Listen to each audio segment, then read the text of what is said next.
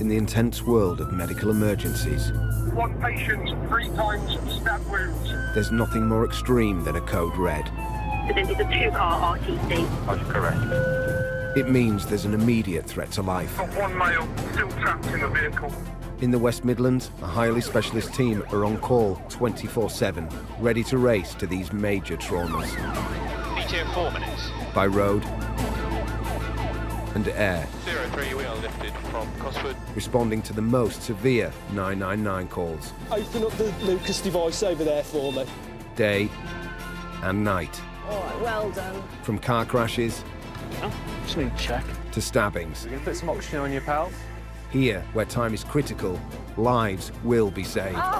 On roadsides, in back gardens, and inside homes. Okay, coming off the chest. These emergency doctors and paramedics use cutting-edge trauma techniques and surgery normally only seen in operating theatres to save people from almost certain death. Sorry, mate. I know, mate. I know. We're going to sort you out.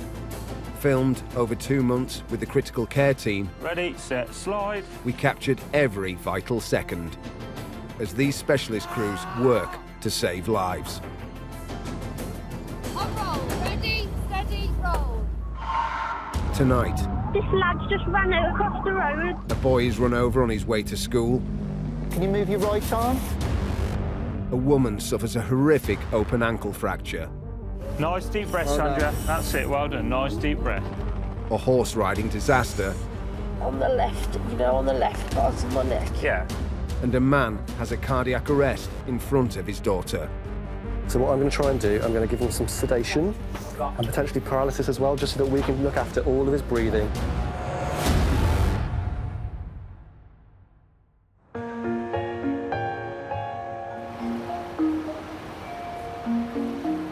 Hello, are you all right? How you doing? Critical care paramedic Pete Edwards joined the ambulance service 15 years ago.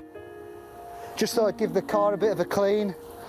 Looks nice when it's clean, so... 5 years ago, he underwent specialised training and is now a member of the critical care team. Nearly done, sorry. The critical care team rely on their fleet of high-performance vehicles to get them and their specialised equipment to an emergency in the quickest time possible to provide vital life-saving backup to the ambulance service. This bag, the red bag, or bag 1 as we sometimes call it, is our enhanced care bag. So it's got some equipment in here that they don't carry on the ambulances, and that includes sort of surgical equipment. We've got some advanced airway equipment, extra little bits that the ambulance crews don't tend to have.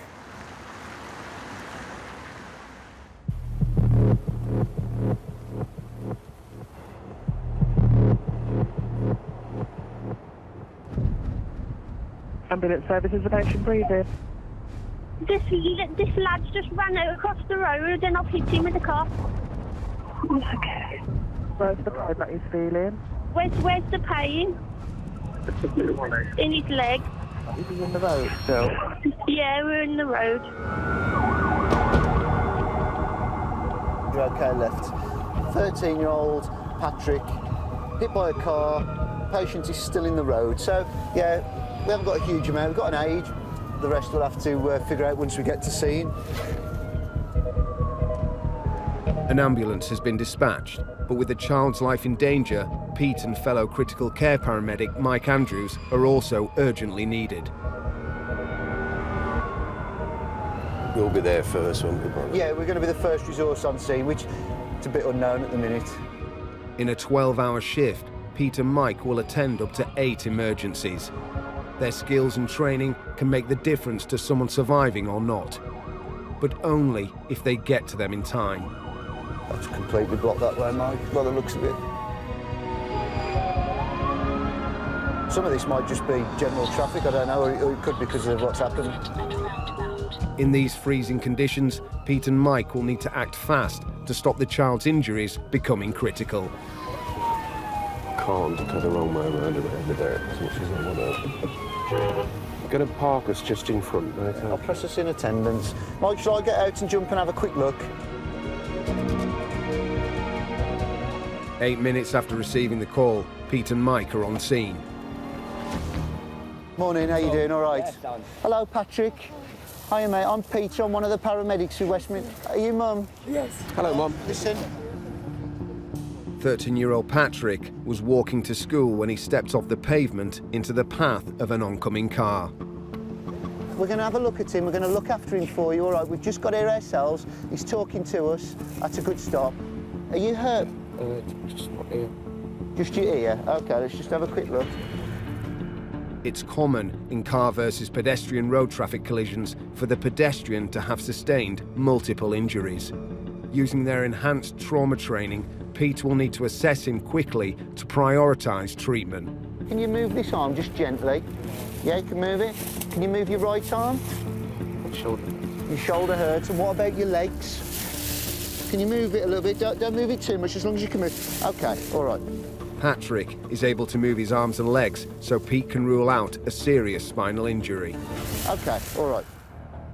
But the blood coming out of his right ear is a major concern. It's a hemorrhage just out of his ear. I'll give him an update, mate. All right. So potential for a base gun until we investigate it further. Pete and Mike suspect Patrick may have fractured his skull, resulting in a build-up of blood in the brain. If so, he's at grave risk of a stroke or potentially fatal hemorrhage. Happy to pass an ethane. Yeah, mate. Crew on red backup, just to see we'll get him out the cold, all right?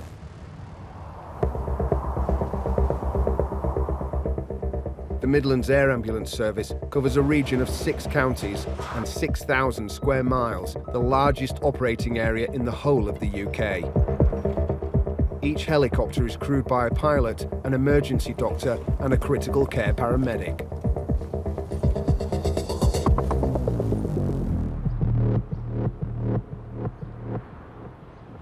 Ambulance service, is the patient breathing? Yeah, but she's struggling to breathe. She can't breathe in. She had a fall from a horse. Okay, she's conscious though. Yeah, well, we don't know if she was conscious when she fell. She was in shock. She walked round, sat down, she can't move. Is she bleeding at all? Not that we can see. 03 lifted with an ETA of 4 minutes. A local ambulance crew, who are already on scene, have called for backup. This is a female who is riding a horse at a trot. She's been thrown from the horse and impacted into a concrete step. She presents with quite significant pain. She's slightly hypotensive with a very weak radial pulse, looks very pale. Crew is struggling to get a handle on any sort of analgesia, I think due to her query, slight compromise on her pulse, etc. And have requested some support. The rider's condition is deteriorating, so the air ambulance has been scrambled, with emergency doctor Matt Rowley and critical care paramedic Karen Baker on board. It does make you concerned when you hear that someone's blood pressure is low, that they've got a very weak pulse, that they're very pale. It does make you concerned that she's potentially bleeding somewhere. So hopefully we'll get a better handle on that when we get on scene and get to have a look at her. They need to find somewhere to land quickly. Just coming into the overhead now. A fall from a horse, even at low speed, can cause catastrophic injuries. There are horses absolutely everywhere, but there's a field this side. Just giving it a wide berth because our dog walkers making their way across the field, so hopefully they'll be the other side of the field by the time we make the approach.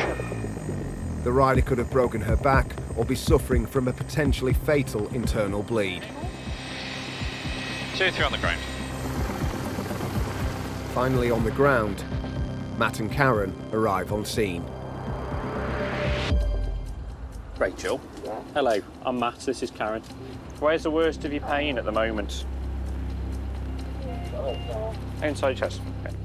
49-year-old Rachel, an experienced rider, was turning off the road into a field when a sudden hailstorm caused her horse to spook and she was thrown onto a concrete path. Can I just have a little feel on the front of your chest, is that okay? Just tell me if it's painful when I'm pushing anywhere.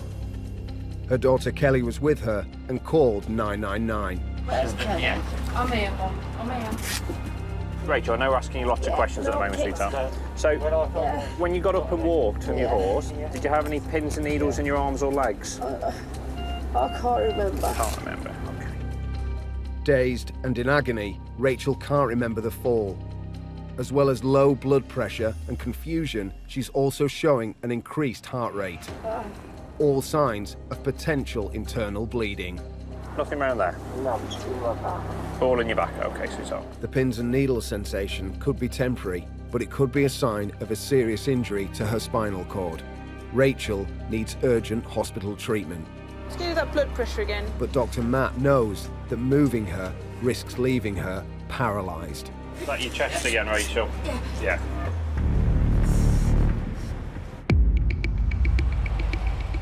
This is a patient that's jumped off the bridge, receive. That's all received, thank you. The critical care team is available 24/7 to attend to the most serious emergencies, from road traffic accidents to cardiac arrests throughout the West Midlands. The role's rewarding, I think it's because it is challenging. It's without doubt a huge privilege to do this job and to have this skill set and the capability to help these patients at the worst time of their lives.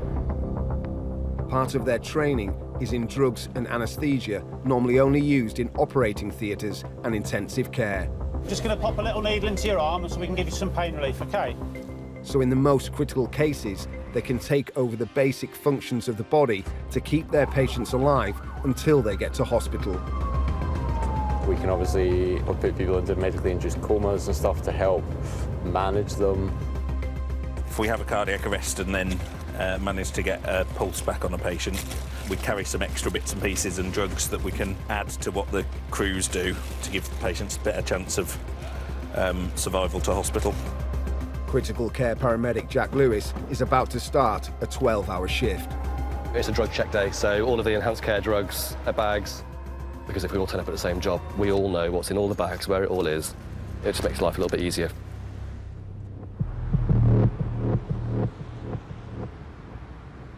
Ambulance service, is the patient breathing? Yes. Is the patient conscious? Yes. Ma'am, what's the problem?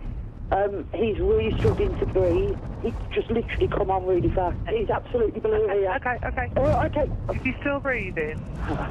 Only just. He's gone all stiff on me now. Is he taking regular breaths at the moment? No.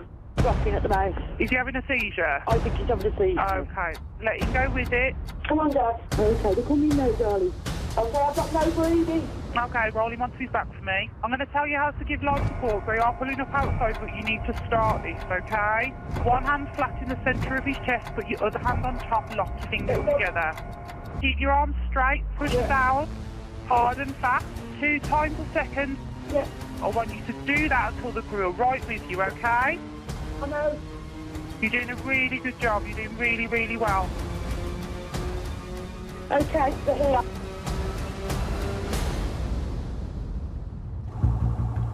An out-of-hospital cardiac arrest is always a code-red emergency. Without swift action, the man, 79-year-old David, could die in minutes. The local ambulance crew has called for immediate critical care backup. This is a crew request for assistance for an elderly man. I think the call initially came through as fitting, but is, I believe, now cardiac arrest. And I think they're struggling with some airway management options, which is one of the skills, enhanced skills that we carry. Thanks to his daughter's prompt action and the crew's response, David's heart is beating again, but without enough oxygen, his life is hanging by a thread. Jack carries drugs and resuscitation equipment that could save his life, but he's still 5 minutes away from the address and may not get there in time. Downtime has been, I think, fairly considerable now. I think call time was 20 past 2 and we're now approaching 2:40, so we've had 20 minutes of potential cardiac arrest, so it might be that by the time I get there, actually we're past the point of making a meaningful difference for this gentleman and we go no further. 62. Hello mate, how you doing? Jack arrives at the address and is immediately briefed by the paramedic team so he can lead the treatment. We have 74-year-old David. Hello David. 79-year-old. Yeah. Collapsed, daughter says his breathing went funny. Yeah. She started CPR. Initially querying if there was a carotid when we got here. Yeah. There was a gonal breathing. Yeah. He arrested at 14:19. Okay. And we got a ROSC at 14:35. Nice one. Daughter Caroline, who was with him when he collapsed, has been joined by other concerned family members. Awesome job. The paramedics have inserted a tube into David's throat, and he is now breathing with the help of a ventilator. I'm just going to get some midazolam, and then at that point we'll put him onto my ventilator because it's just a bit better for him, if that's okay. Jack needs to get David to hospital for urgent tests to find out the cause of his cardiac arrest. All right, Dad. Nearly done. But for now, he's focused on just keeping him alive. David's doing really, really well. When we get him on the ambulance, we'll just have a few minutes, we'll get him sorted. Back in Smethwick, critical care paramedics Mike Andrews and Pete Edwards are at the scene of a road traffic accident where a 13-year-old boy has a serious head injury after being run over on the way to school. Just looking at the car for some indicators of how hard the car has hit him and potentially for injury patterns, really. So where he's obviously gone onto the bonnet, but the windscreen is intact. So he's got a head injury and some bleeding from his ear, so we need to look at that quite quickly. It's likely Patrick's head would have taken the main impact of the blow, potentially fracturing his skull. Patrick, do you think you were knocked unconscious at all? No. All right, mate, just have a look, just a second. Checking his pupil's reaction to light will show whether he has suffered a concussion. Have you got any pins and needles anywhere? No. OK. All right. How bad is the pain at the moment? Your ear, is that the worst pain? And what about your shoulder? Is it just when you move it? OK, all right, no problem. The ambulance is here now. What we're going to do, we're going to get a proper look at you in there, all right? Pedestrian, 13-year-old male, struck by a car. As West Midlands ambulance crew arrive on scene, Mike updates the critical care trauma desk on Patrick's condition. Query basal skull fracture. Well, the patient is conscious and talking to us. He's just got a bit of a hemorrhage coming from his right ear. Now the ambulance is here, they need to get Patrick to hospital as quickly as possible. He's got a head injury. I think we need to, we'll get him immobilised. Yeah. So if you could grab your stretcher and scoop. We haven't stripped him off because he's going to get freezing cold. Yeah. So are you all right with that? Is that OK? All right. Let's do a few little checks on you, OK? See how you're doing. Peter and Mike need to be sure they don't aggravate any undetected injuries when they move him.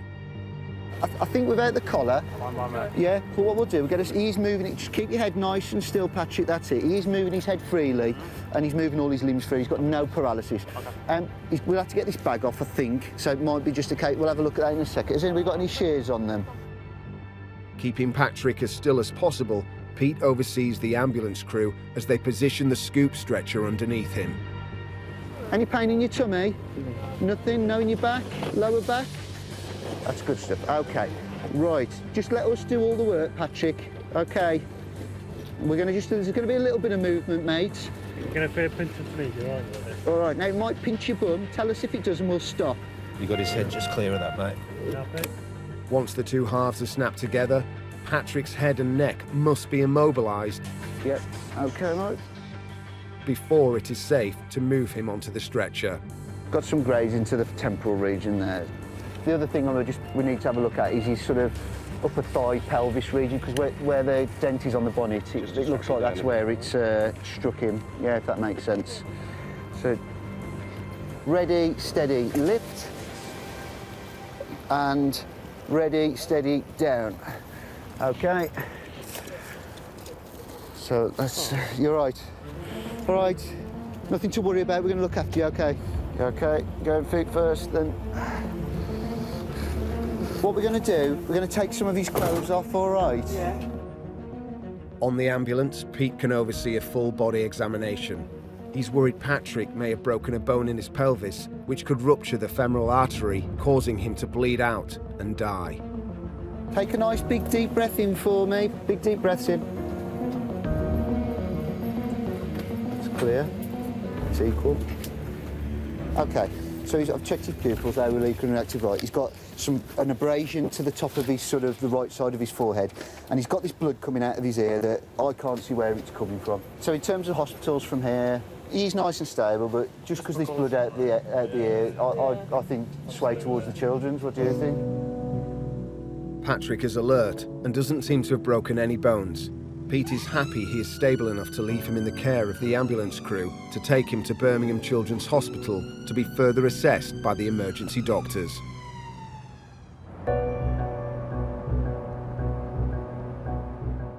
It's the weekend, but there's no let-up in life-threatening emergencies and no rest for the critical care team. 2020. Critical care paramedic Tom Waters is prepping for his shift. Saturdays, obviously, more people are off, more people want to do certain things, people are more active. So yeah, I think that could mean a busier day for us. The weather, it's not too bad outside, so we'll see how the day goes, but we're booked on, we're good to go. We've got our drugs out, and it's a bit of a waiting game now.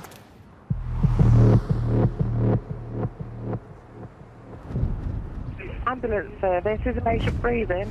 Hi, I'm not sure. Literally just seen a crash outside of our house. The car's literally like written off. Okay, so it's one car. Oh, Yes, it's one car who's gone into like the wall. Did you see how fast the car was travelling at all? It was going quite fast to be honest. Like more than 50. That's absolutely fine. I am going to be on scene in 30 seconds. Thank you. With a car crash in a residential area, there's the danger of multiple casualties. Police, fire brigade and ambulance have been called, and specialist trauma backup is also requested. RTC, don't really know what's going on, but it's here. At the scene, a crowd has gathered on the pavement. Oh shit. The vehicle, a rental car, has somersaulted into a brick wall and the driver is nowhere to be seen. Which way did this car come from, do you know? Halfway. Okay, right. And did you all see it? Okay. Does that catch you anywhere when you breathe in? In Wolverhampton, Dr. Matt Rowley and critical care paramedic Karen Baker have flown 9 miles in the Midlands air ambulance to rescue 49-year-old Rachel, who is in a critical state after she was thrown from her horse onto a concrete path. Any pain in your tummy? No. Good, okay. What were sats on there? 100%. Okay. It was just the fact that capillary refill was a bit swollen. Okay. Any pain there in your tummy? No, okay. Rachel's low blood pressure and poor circulation, along with her memory loss and severe pain in her upper back and ribs, is a sign that she may be suffering from life-threatening internal bleeding. Do you want to take the mask off it now and just see how she's saturating without the mask? What we're going to do is just have a little feel underneath your neck at the moment, okay? On the left, you know, on the left part of my neck. Yeah. If where the ball is, I've it there as well. Have you? Okay. Yeah. When I'm pushing now on your neck, tell me if you got... Tiny. No, gone now. Okay. There. There, is that tender in the middle of your neck? Is it where my finger is there? Okay. Rachel needs urgent hospital treatment, but before Matt allows her to be moved, he needs to be sure she hasn't fractured any vertebrae, which could result in paralysis. How much morphine she had off your time? Just 5. Should we go for let's go for another 5, and then we can give her another 10 then, can't we? She had any antiemetics yet either? Yes, she's had the on-dance charge. Examination's fine. Let's give her a bit more opiates and see how we get on. Dr. Matt judges the precise dose of analgesia Rachel needs to help her tolerate the journey to hospital without risking a drop in blood pressure that could cause her to black out again. She'd be good for New Cross. I agree with you. I think New Cross, you might have something in the right chest. I think we're so close. I don't think she probably warrants giving anything stronger like ketamine or anything. It's a 9-minute journey to New Cross Hospital. Rachel will travel in the ambulance with her head and neck immobilised in a collar to protect it from any further damage. Rachel, if your pain was a 10 at the start, where are we now, do you think? About a 3? Okay. Blood pressure before I get this, so just give her another 2.5 or something. She's quite comfy, isn't she now? So, initially assessed her on scene. They've been slightly concerned because she's quite pale. Her initial blood pressure is a bit low, and she's got significant pain on the right side of her chest when they're breathing in and out. So, quite rightly, they've been fairly cautious with the analgesia that they're given to start with. Her observations have improved, and that's enabled us to give more morphine. Right, I am going to go and start loading the motor back up. Okay. With Rachel's condition now stable and her pain under control, Matt and Karen leave the ambulance crew to transfer her to hospital. She's now fairly settled. She's able to take big, deep breaths in and out, and the pain has subsided slightly. So they're going to take her to the nearest hospital from here.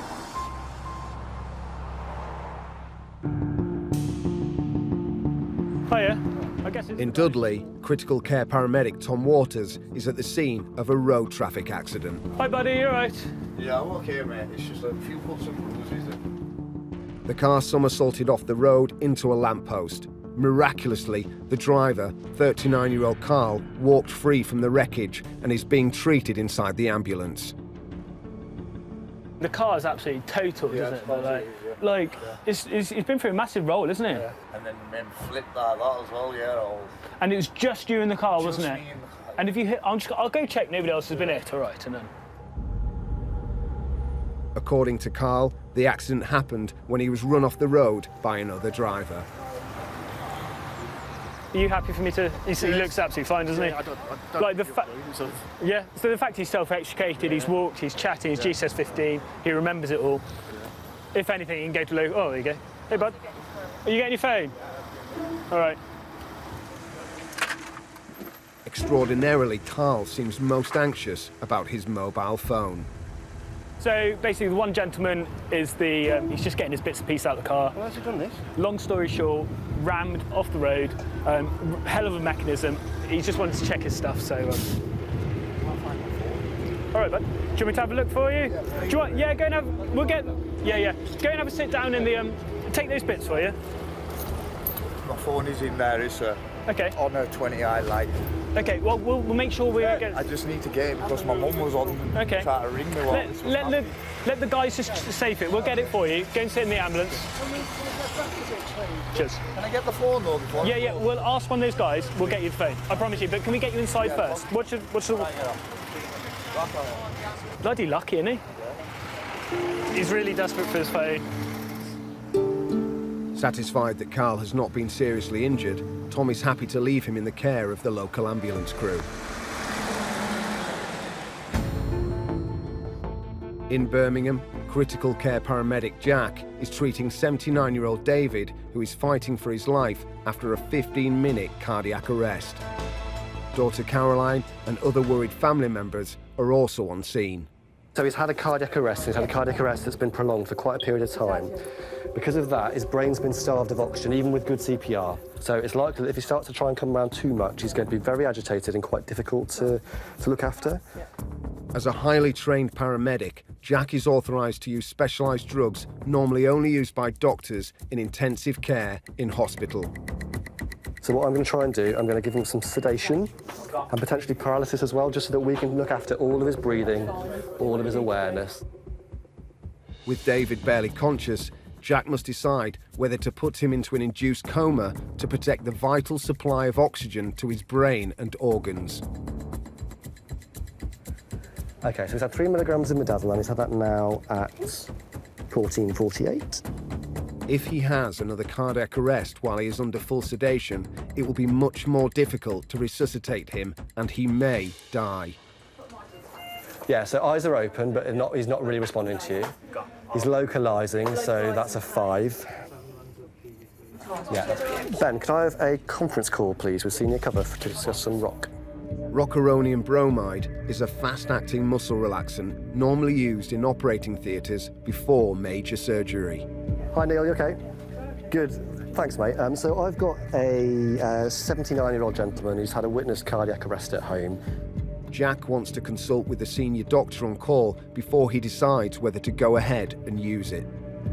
Giving him a small amount of midaz, so 3 milligrams, just to try and flatten him out a little bit. So the call is to discuss potentially to add rock over the top of that to facilitate kind of a safe extrication and get him off to hospital. Let's try the SIMV first, no problem. Yep, sounds good to me. Thank you very so much, Neil. Have a good day. Take care. Bye-bye. For now, Jack will keep David on the ventilator at his current level of sedation. Have you got a full cylinder there, guys, or a nearly full cylinder? We've got a spare one on the other side. Perfect. So if we pop that on the where yours is, yep. So what this will do is it will support the breaths he makes, and it'll add a coupling over the top. I'm happy if we want to just break the scoop and we'll start sliding it underneath and get him packaged, but we'll obviously just keep it nice and steady, keep a close eye on him. Looks like he's fighting it a little bit, isn't he?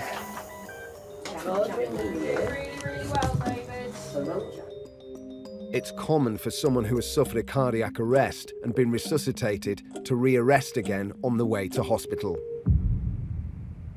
We'll get him strapped and packaged, we'll do one last check, and if we're happy, we'll extricate him out to the stretcher, get him onto the ambulance, reassess him there.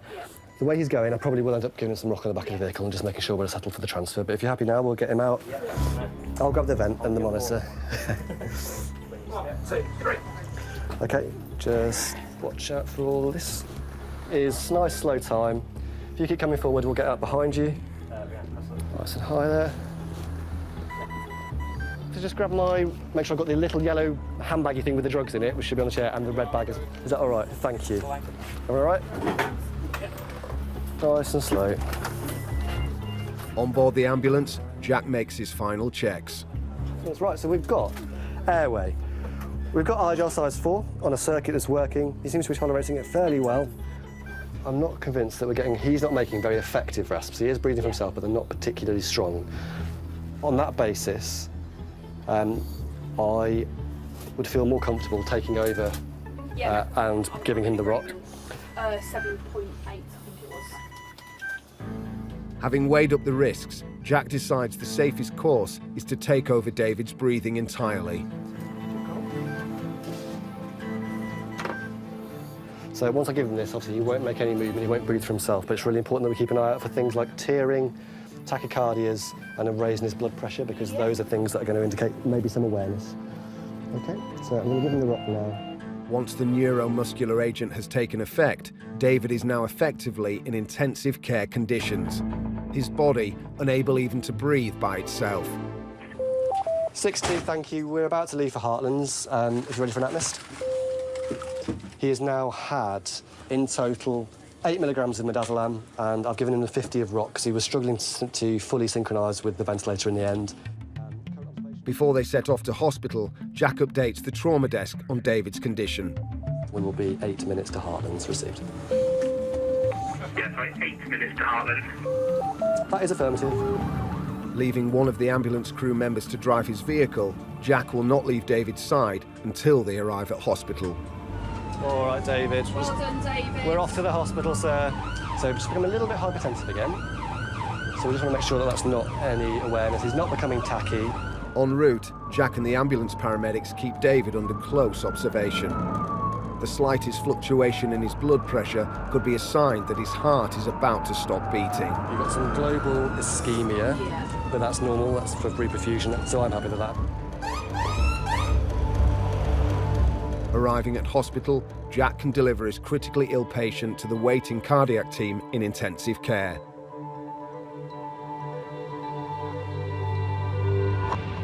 Skills that we provided there were the sedation, the advanced ventilation, the paralysis, the management of that post-ROS patient who's potentially very unstable, although he did quite well, and make sure that he was handed over effectively ready for ITU. So we had an airway in place.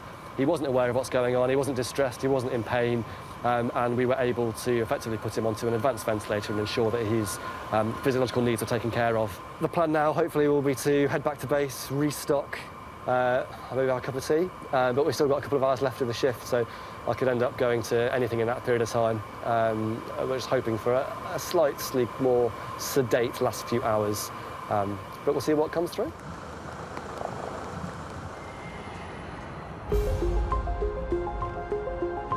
The critical care team in the West Midlands are on the road 24/7, 365 days a year. No problem at all. At night, the car is crewed by a hospital doctor and a critical care paramedic. Do you know any raps? Yo, my name is Tom and I'm very woolly. I'm a bit of a bully, yeah. Oh, perhaps not that one. Dr. Tom Woolley is a hospital doctor who works 16 shifts a month for the critical care team. Ryan James is a full-time critical care paramedic, working an average 4 shifts a week, day and night. I think I'd struggle to work within a hospital environment, certainly in the winter months. You go into work, it's dark, you spend all day under artificial light. And you don't get to go to these fine dining establishments. No, you don't get to go to the chicken outlets.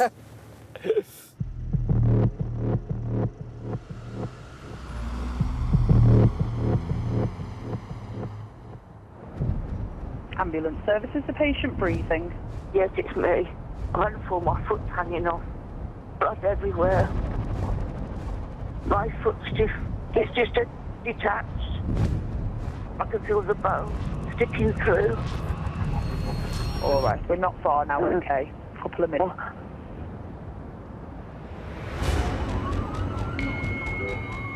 In Walsall, Dr. Tom Woolley and paramedic Ryan James are en route to a code red emergency. We're going to a 71-year-old lady with what sounds like an open ankle fracture, so there's break to the skin. There's a paramedic crew on scene, and they've asked us to come and assist with them. Open or compound fractures can have serious complications and need urgent treatment. Wounds are easily infected, and disrupted blood flow can cause long-term damage to limbs. Just ahead, keep left. Tom and Ryan are only 2 miles away. If it's a really nasty, deformed ankle fracture and she hasn't got any pulses in her foot, that might be another reason why they might want to call us to try and realign the fracture. 6 minutes later, Tom and Ryan are on scene. Reached your destination. Gloves.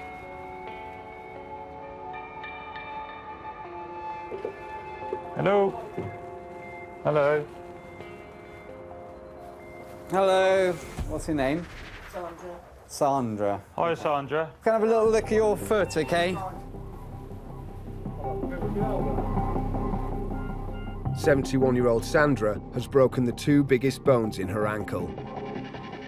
That's a decent fracture, that is, isn't it? The snapped shards of her tibia and fibia have speared straight through her flesh.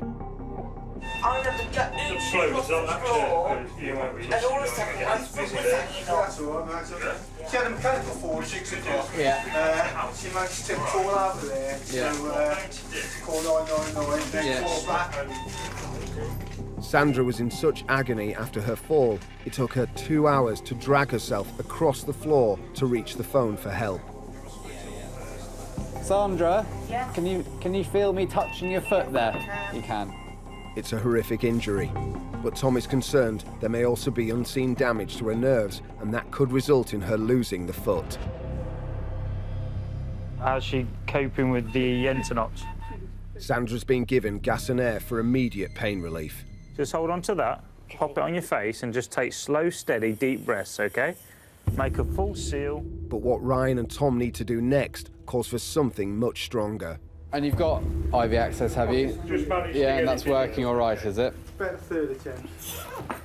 Do some of the good stuff as well, Jill. Before they can move her off the floor, Sandra's shattered ankle must be realigned. So Ryan gives her liquid morphine to help dull the agonising pain as Tom pulls the bones back into place. Sorry, Sandra. Nice deep breaths for me. Nice deep breaths, Well Sandra. done. That's it, well done. Nice deep breaths. Nice deep breaths. Keep going. Well done. Doing a great job. Deep breaths, Sandra. Don't hold your breath, sweetheart. That's it. Nice, steady, in and out. Big deep breaths. Well done. Do you want to split it off let's first? do that first, yeah. The worst part may be over, but they still have to lift the injured ankle up off the floor into a temporary splint. Well done, Sandra. You're doing really well. While maintaining the bones in their correct alignment. Apologise. You're doing really happy? well. Yeah, Really all right. well. OK, well done, Sandra. Well done, darling.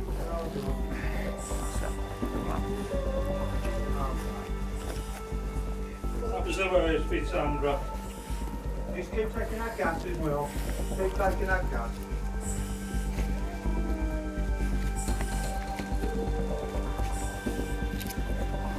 Nice, long, deep breaths, Sandra. Well done. Tom and Ryan now need to work with the ambulance crew to get Sandra to hospital as quickly as possible to prevent any further damage to her foot. We'll get the stretcher in, scoop off the floor and get her on, shall we? Yeah, yeah. Just take some breaths of normal air in between. Is it still really sore? Just a bit. OK, all right. So you just lay where you are. We're going to get you onto a stretcher. We need to get you to hospital because you've broken your ankle and it doesn't look particularly great. the bones, it's an open fracture. That's right, it's an open fracture. It's been infected, is it right? So we need to get some antibiotics into you and we need to fix it for you, okay? She's got quite a nasty looking open ankle fracture. What that means is the bone protruding. And so because it's quite a lot of damage to the skin around, we're going to take her to the QE in Birmingham, which is a major trauma centre, rather than the local hospital, just because she might need orthopaedics and plastic surgery potentially. While Sandra gathers her strength for the next part of her ordeal. Are we going to get around this corner? I think we're going to struggle, to be honest with you. Yeah. Ryan and Tom need to work out how they're going to stretcher her out of the house. It's getting through here, isn't it? Or back in there, because we can't even go in there, so straight in here. What if we go blue carrier sheet and then we can get around the corner? The only option is to bring Sandra out on a flexible plastic sheet. But the extra movement that will involve means Sandra must prepare herself for more pain. Sandra, listen to me, sweetheart. We're going to slide you into your hallway, and then we're going to open the door, and then we're going to have to manoeuvre you a little bit out of the front door, OK? It's fine. Yeah. Come towards me. Now, Pecky. Hang on, sit up, guys. Hang on, that's it. There we go. All right. Is that OK? Do you think you'd be able to put your hands on the floor and then shuffle your bottom to the right-hand side? Do you think you'd be able to do that? Well done. Take your time. Is that OK? That's it, well done. Lie yourself back down now. OK. Oh. We're just going to put some more pain relief in your hand, all right? Sandra's played her part brilliantly. Now it's up to the ambulance team to complete the extraction as quickly and painlessly as possible. All right? You OK? Yeah. Any new pains or anything like that? No. OK. OK. Happy, Tom? Yeah, on 3, 1, 2, 3. You're just going to try now, all right? Bear with us. Everyone happy? Yeah. On slide. Ready, set, slide. OK. Well done, Sandra. OK, we're clear. You OK? Keep your head up, sweetheart. That's it, well done. OK. Yeah. Right, shall we lower down there, everyone? Yeah. And we'll just pop her on the stretcher. On lift, everyone. Ready, set, lift. OK, walk forward. Keep coming, keep coming, keep coming. And lower there. Well done, Sandra. It took 10 milligrams of morphine, some gas and air, and a lot of courage on her part, but Sandra is now safely on the ambulance. Nice to meet you, Sandra. Yeah. I'm getting off now. This gentleman's going to look after you. Nice to meet you, chap. Catch you later. Knowing their patient is in a stable condition, Tom and Ryan are happy to leave her in the care of the crew for the 14-mile journey to hospital. The ambulance crew will take Sandra to the QE. They'll hand her over to the emergency department there, and the emergency doctors will then speak to the orthopaedic team about admitting her to hospital for further treatment and probably need surgery on that ankle.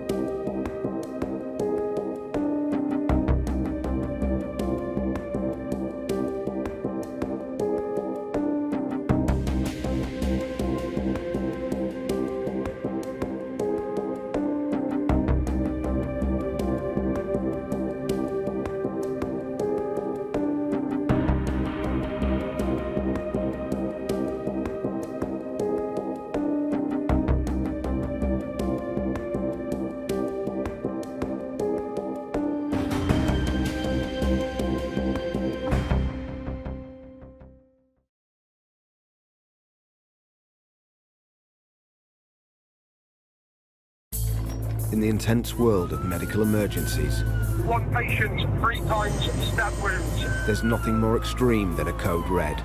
accident is a 2-car RTC. That's correct. It means there's an immediate threat to life. Got one male still trapped in the vehicle. In the West Midlands, a highly specialist team are on call 24/7, ready to race to these major traumas. ETA 4 minutes. By road and air. 03, we are lifted from Cosford. Responding to the most severe 999 calls. Open up the Lucas device over there for me.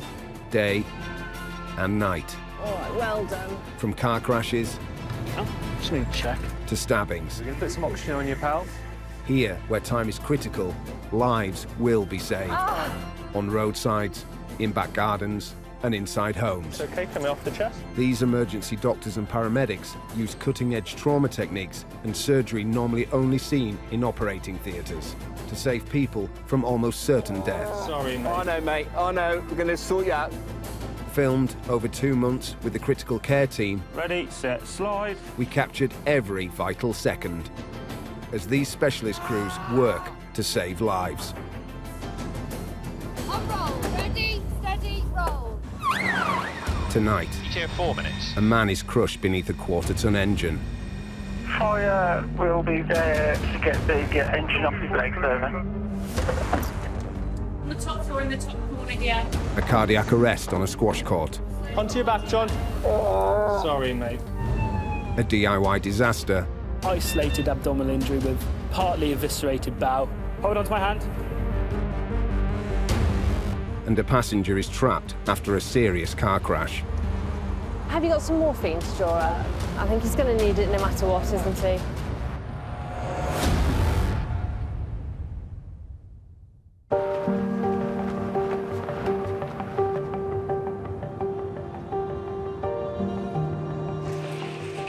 The critical care team was formed with one aim: to save more lives.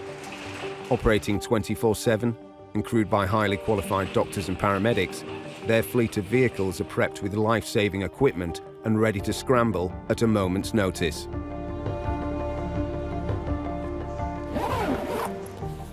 What day is it? It's Sunday. It's 7 o'clock in the morning. 32-year-old critical care paramedic Tom Waters is about to start a 12-hour shift. We check all our kit every day, so then nothing gets missed out. I like to just make sure everything's in its special place. It all gets used on a daily basis, so make sure nothing's missing. After working in the ambulance service for 6 years, Tom underwent 18 months specialised drugs and life-saving skills training to become a critical care paramedic. In ambulance, traditionally, we'd only see a major trauma patient or someone who's suffered a significant car accident or whose heart has stopped beating maybe once or twice a year, where our job is to deal with cardiac arrests, major trauma patients on a daily, regular basis.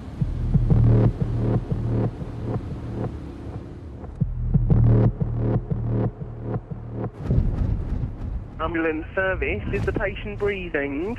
Yes, yes, but the person's on the floor. Awake. Yes, but the person has cut their belly. Have they fallen? They've put themselves with a chainsaw. Are they able to speak to me? No.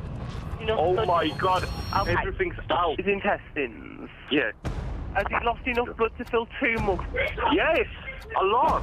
Please, just come. We're coming on blue lights and sirens, so we're going to be there as quickly as we can.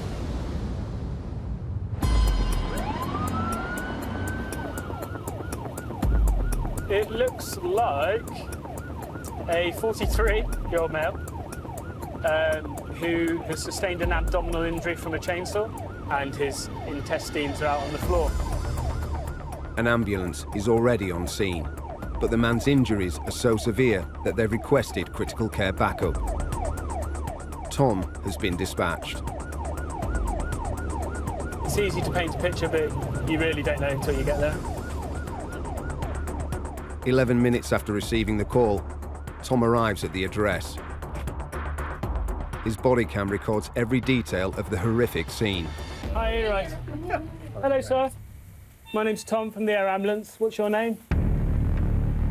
The injured man, 43-year-old forklift driver Rafa, is being given oxygen by the ambulance crew to try and keep him conscious as his body reacts to the shock of the 5-inch wound to his lower abdomen. Right, so with this, if you just want to cover that with that. Perfect. I'm just taking a photo of it. No, that's fine. Just in case you Right then. That doesn't look too It looks like it's adipose tissue more Yeah. than anything, doesn't it? The blade has sliced down through skin and flesh, exposing his intestines. Oh. Tom needs to try and keep the wound clean, prevent his intestines coming out, and stop the bleeding. Hopefully, if we can just hold it around it, it will stick to it a little bit. And then, if I can get you guys to put some tape around that, is that all right? Just going to stick the dressing down, Raphael, okay, just to keep it clean. Okay, so this gentleman, age, I believe you already know. He's a GCS of 15 at the moment with isolated abdominal injury with partly eviscerated bowel. With such a deep wound, Tom knows Rafa could have catastrophic internal bleeding. He needs to get him to hospital fast for emergency surgery. I think my initial plan would be to get some IV access, wound management, and then convey him to the QE. The danger is that moving him may put too much strain on him and send him into cardiac arrest. How are you feeling? Sam, can you get some IV access? Is that all right? Element 03 Alpha's road to start recall 4 PRB and heading east towards... The most serious emergencies require a doctor-led trauma response. The Midlands Air Ambulance can fly a hospital doctor and critical care paramedic to 90% of the region within 8 minutes, delivering advanced life-saving care to the roadside and fast transfer back to hospital.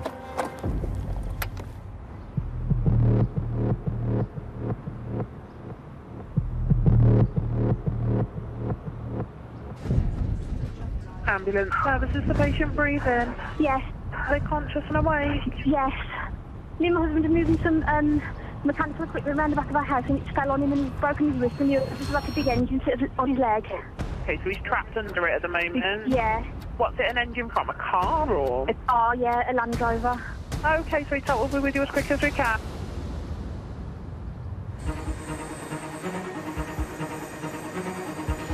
So 3 got ETA 4 minutes. Have you got any details on the case, please? Dr. Matt Rowley and critical care paramedic Karen Baker are en route to a code red emergency.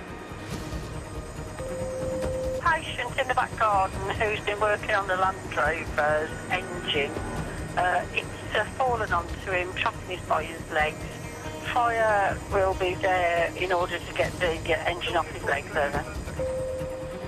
A man is lying crushed beneath 1/4 ton of cast iron. The range of potential injuries are so severe, the critical care team have been scrambled. Our point of view would be go do an assessment, look at his airway, breathing, circulation, and see if there's any immediate interventions we need to perform that may be life-threatening to him.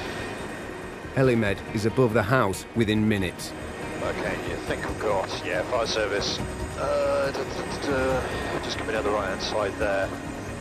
So it looks like this field here is going to be about the nearest. There's horses in that, unfortunately. We're just looking if there's anything in that. Yeah, that's fine. Yeah, okay, cool, we'll go with that.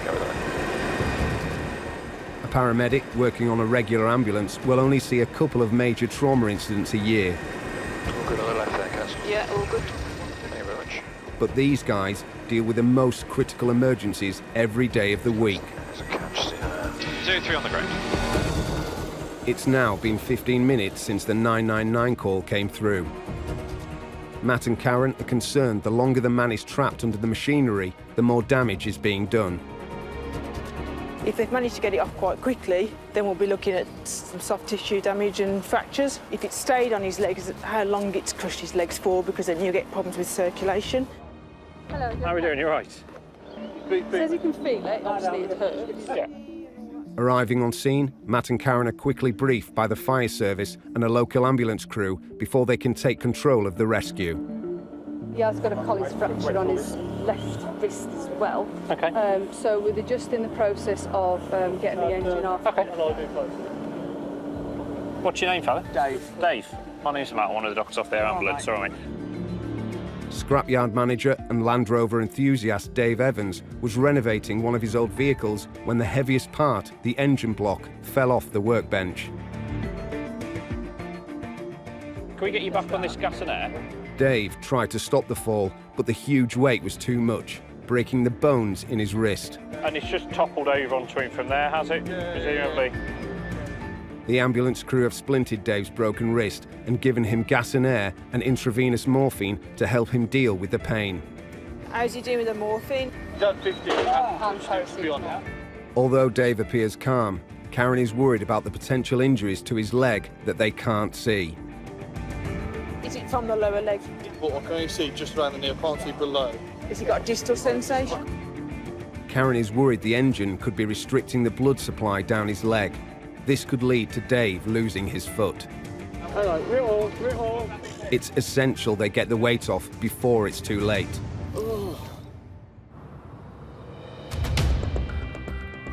The critical care team cover an area of 5,000 square miles in the West Midlands with a population of 5.6 million people. Ambulance service is a patient breathing.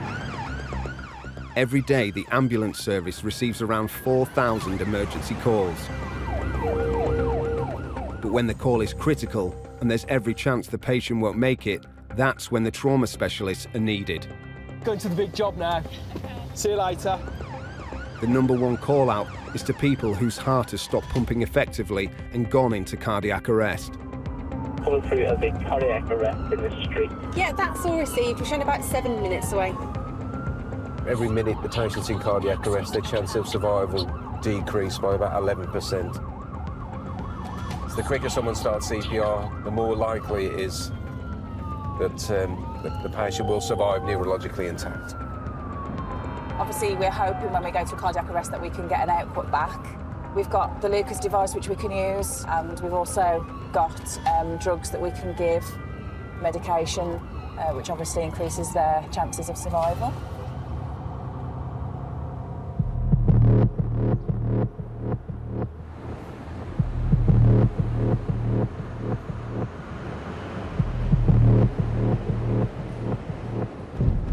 Ambulance service, patient breathing. No, it was someone who was playing on the court next to us. There's staff around him and they're doing CPR. Right. I know that they've got access to a defib then. I presume that one of the staff members got it today. Yeah, they have. Okay, right, we are coming as quickly as we can, okay. A 72-year-old collapsing with a sudden cardiac arrest is an immediate code red emergency. Good.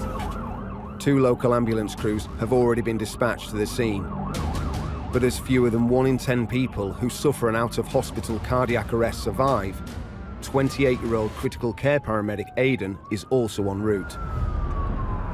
The AED's been used, 1 shot's been delivered. Excellent, thanks, bud. A bystander has managed to restart the man's heart with a defibrillator, but it could re-arrest at any moment. I'll go with Lucas in hand. The Lucas chest compression system allows Aidan to continue resuscitation mechanically even while on the move. It's a vital bit of life-saving kit for the critical care team. Looks like it's in a squashed court on the top floor. Arriving at the sports centre, it's now 20 minutes since the call came through. Excuse me, upstairs? Yeah, absolutely. It's up on the top floor in the top corner here. Thank you. When a person has suffered a cardiac arrest, time is critical. Every minute the brain is starved of oxygen, there is a greater risk of stroke and long-term brain damage. Hello. How are you doing, everyone? All right? How are you doing? Hello, how are you doing? 4 paramedics are already treating 72-year-old John. Went to hit the squash ball, collapsed, fell flat on his face. The gentleman over there gave him mouth-to-mouth chest compression. Yeah. He started breathing again. His condition was so serious, it took staff at the sports club 6 minutes and 3 attempts with a defibrillator to get his heart started again. Has he got chest pain or anything at the moment? He's got chest pain like global all over. Okay. Very funny. The paramedics have put John on an oxygen mask and hooked him up to an electrocardiogram to give an accurate reading of how well his heart is functioning after the cardiac arrest. We'll just sit him onto his bum, stand up on his feet, stretch him behind him. Onto your back, John. Taking charge of the scene, Aidan needs to get John off the floor, onto a stretcher and into hospital. All right, what's happening? Where's that pain? If he has a second cardiac arrest, it's his best chance of survival. When you guys got here, he was GCS 50, a bit agitated, but he was conscious and stuff. No, he was very combative. He couldn't talk. Okay, let's just shave all this off for a second where we can, and then get the pads on. It's obviously a high chance of rearresting now. Although John is conscious, his brain was deprived of oxygen for 6 minutes. It's left him confused. John? Yeah. Where's that hurting, mate? Yeah. In your chest? Yeah. OK. Does it feel like you've hurt something as you've fallen? I don't know. You don't know? OK. He fell first. John, are you listening? So, I know that's really painful. We've got to get you up off the floor in order to get you into the ambulance and off to hospital. So bear with us. Let us help you. Just wait a second. These chest pains are a sign of restricted blood flow to the heart. It's a clear warning that he is in danger of suffering another cardiac arrest. Match me right. First of all, John, just sit up for us. Not stand, just sit for a second. All right, just wait there. After three, then, John. 1, 2, 3, push. Just have a seat on there. Sit down, John. Right, relax your head down to the right. Down to the right. We'll swing your legs up. 1, 2, 3. There we go. Just square yourself up into the middle for us, John. OK. Having got John onto the stretcher, Aidan is able to manage his airway and restart chest compressions if necessary. So he's not had any medication or anything yet? No.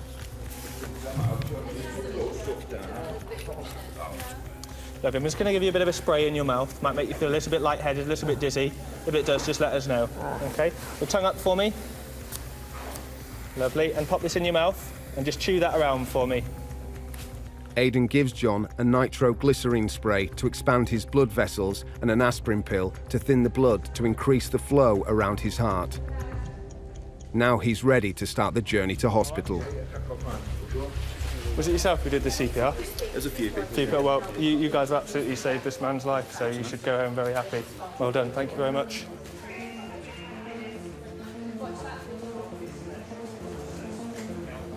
Guys, nice and steady. Just slow it down just a bit. Leaving his vehicle at the gym, Aidan will travel with John in the ambulance in case he has another cardiac arrest en route. Right, it's going to be a bit bumpy, OK? He won't leave his side until he's safely delivered to hospital. Nice and steady there.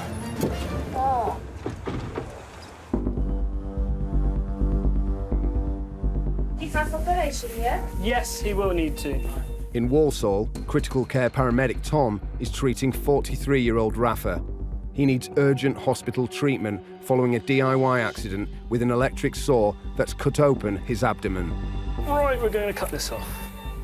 It isn't safe to move Rafa until Tom knows the full extent of his injuries. Right, just put him forward. I just want to check his back while we're here. Yeah. It's very sweaty, isn't it? OK, so no other injuries. Was this done on a chainsaw? Yes. Can you find out exactly what's happened? The gentleman there speaks English. How are you feeling? He went on a ladder. He was doing something around this thing. Yeah. And, yeah. It turns out Rafa was fixing the guttering with an electric saw. This one? Yeah. When the ladder slipped, the saw ripped through his abdomen. Yeah, 6'2", just an update. So heart rate's around 50 at the moment.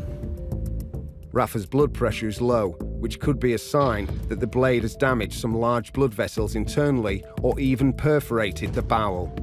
He's quite clammy and sweaty at the moment. I see no immediate signs of him hemorrhaging, however, I don't know how deep it is. They have to get him to hospital. I'm going to get him in the back of the ambulance and convey QE. I'll put some details for as we go. OK then, Rafa, we're going to put our chair here. We're going to get you to move you and take you into the back of the ambulance, OK? My only concern is he's a bit hypotensive, so he might go a bit funny if we stand up. So we'll try and obviously avoid as little movement as possible. Hold on to my hand. OK. Do you feel like you can walk? No. OK, that's great. Are you sure? OK. Despite Rafa's horrific injuries, Tom has no choice but to move him onto the ambulance. Yeah. Keeping the pressure on the wound to stop his intestines spilling out. I'm just a bit worried he's a bit hypotensive, so we'll just take our time. Well done.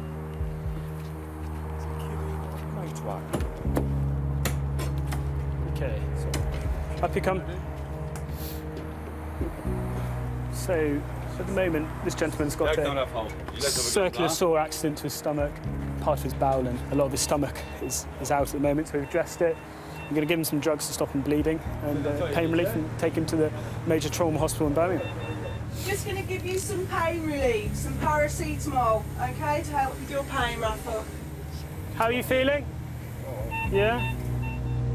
They head to the major trauma centre at the Queen Elizabeth Hospital, where Rafa will need immediate surgery to repair the wound and stop any internal bleeding. Rafa, are you all right holding that? On the journey, Tom needs to keep his patient under close observation. There's a real danger his low blood pressure could suddenly drop, putting him into cardiac arrest. Rafa, how are you feeling? All right? Good. Well done. You're doing a great job. We're nearly there. Arriving at hospital 23 minutes later, Tom can hand over his critically injured but now stable patient to the waiting specialists. Thank you.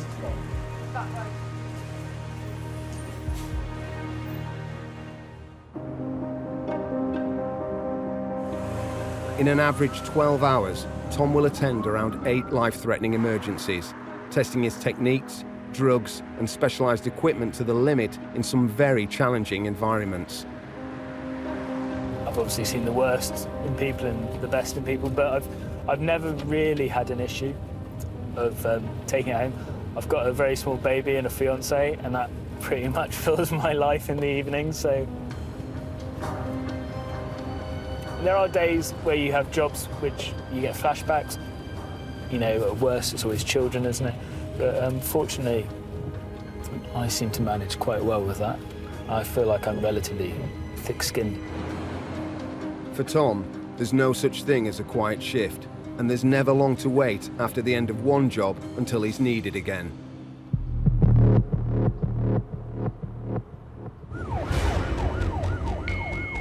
An ambulance has been dispatched to an address in Dudley for a code red emergency involving a seriously ill child, and they've requested critical care backup.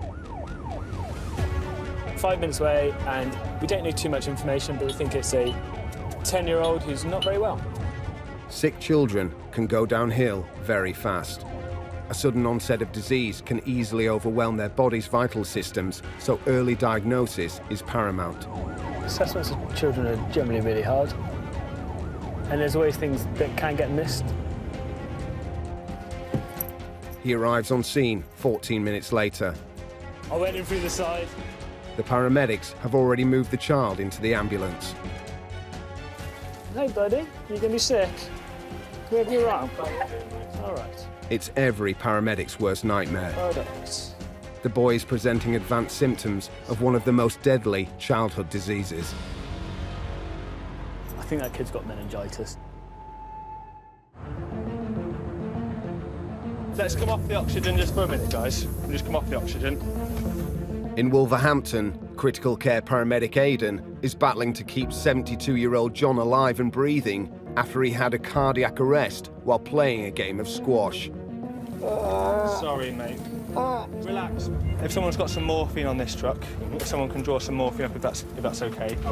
And then we'll work on just getting a posterior ECG, see whether we can get him straight to PCI. John was without oxygen for 6 minutes before gym staff restarted his heart, which left him confused. But 27 minutes later, he is starting to become more lucid. John, so I think something's happened to your heart. Okay, so we're going to be taking you to hospital shortly. Okay, you've had a collapse whilst playing squash. Yeah. We'll take good care of you. All right. Okay. Have you ever had a heart attack or anything like that before? I had a murmur once. A murmur. Okay, you never had surgery on your heart? No. No, okay. It's now 33 minutes since John collapsed. Right, John. Yeah. We're just taking a little scan of your heart. Okay. We need you to stay really still for a second. Okay, nice and still for us. Aidan needs to run a second ECG to try and find the cause of John's cardiac arrest. Just 2 seconds. No, that's all. Is that a good trace? It's all right? Yeah. 547. Yeah. So, guys, we'll head off in just a second. If it's OK, just have someone can drive my vehicle. I can do with somebody else in the back, though, just in case he has another arrest. Yeah, just nice and steady, bud. That'd be great. And there's just going to be a little scratch on your hand, OK? En route to hospital, John is given 2.5 milligrams of morphine a fast-acting painkiller to help make his journey more bearable. So, John, we're going to New Cross Hospital at the moment. Obviously, we think there might be something a little bit wrong with your heart at the moment, okay, which has caused you to have this collapse. Okay, so when we get to the hospital, there's going to be quite a few people there who are going to want to speak to you and ask you some questions, okay? We'll take good care of you, okay? You say you're winning the game of squash. Are you sure? Do you normally win against this chap? It looked like an elderly gentleman. So he ain't playing with you again? No, I'm not playing with you. 40 years? Yeah. Crikey. You should be all right by now, then. I'm struggling to remember what that is. You've had a period where you've lost consciousness. Yeah. So that would be expected. Right. Yeah.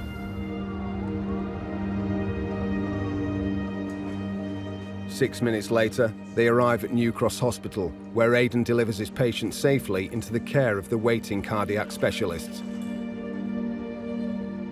For John, it's been a lucky escape. Obviously had a cardiac arrest, a really serious situation. We're probably in the best situation that we could be now, considering he's had this cardiac arrest. So he's now relatively stable, his heart's beating okay, he's breathing. So they're going to do a few more tests to see exactly what it is which has gone wrong with his heart and treat him appropriately from there. So really happy, really good outcome, and just emphasising the importance of bystander CPR and community access defibrillators, which undoubtedly saved this gentleman's life. So yeah, really good.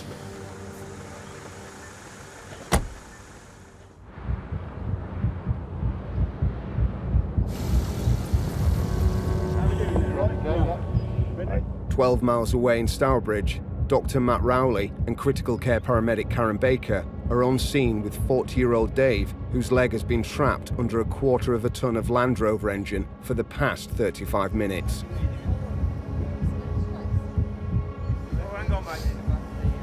Every second counts, because without proper circulation, there's a real risk that the leg won't recover and it will have to be amputated. The leg can just go ischemic. You cut off the oxygen supply, and then that builds up toxins. And then, of course, when it's released, those toxins can then go into the main circulation. The fire brigade are trying to free Dave using hydraulic lifting equipment, but without a clear view of his trapped leg, it's hard to get the machinery into the correct position without risking even more traumatic injuries. Right, that's it. Really slow, deep breaths now. He's had 15 milligrams of morphine and continues to take gas and air to deal with the intense pain. Right, let me hold it. Good man, that's it. And again. Deep breaths. With the lift now in position, the firefighters and medics work together. Just tapping me, folks. My leg's loose now. Just refresh. Good. Deep breaths, Chris. What's supposed to do this, mate? Go on. Right, sorry. Deep breaths, I say, well done. Oh! Hang on. Hold it, Chris. Just hold it there. You're going to help yourself, sir, would you, right? It's gone, full mate. Okay. Go on, full mate, reduce. Go on, Smash it. Go on. Go on. Well done. There we go. With Dave's leg finally free, Matt and Karen can assess how badly it's been damaged. Good man, let's have a little look at it. How's your pain now that you've come out? Just a bit, because my foot's been crushed, but I don't feel like it's broke. My wrist is definitely broke. Yeah. Are you tolerating the pain at the moment? Yeah. That's a lot better. My leg for you. feels All right. fine. Good. Very good. Toes a bit blue then. Give your toes a wiggle. Good man, well done.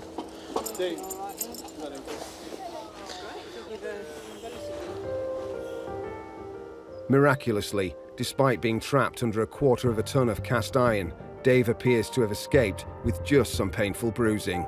Shall we get your chair, do you think? Yeah. We'll pop him in a chair and go over the back. She gets to shout at you now you're all right. You'll just have to do it in the house next time, won't you, where it's dry? Be all right. He's been very lucky. It's just sort of pinned his leg to the floor. He's got no serious injuries. People can come off much worse if it had fallen on his femur, his pelvis, his abdomen, his chest. You know, his injuries could have been far more significant. Dave is being taken to hospital by the ambulance crew, leaving Matt and Karen clear to respond to the next emergency. Over in Dudley, critical care paramedic Tom has just arrived on scene, where a young boy is critically ill. You gonna be sick? Can we have you around? All right. He is displaying symptoms of meningitis septicemia, a rare bacterial infection that kills 10% of children who catch it. Oh, bless him. And sorry, he's 10 years old, isn't he? Yeah, 10. Okay. 10-year-old Harry was sent home from school yesterday with what seemed like a vomiting bug. Now a rash has started to spread across his body. See you in a bit, Harry. Your mum's coming forward with you, okay? A dangerous sign the disease is advancing fast.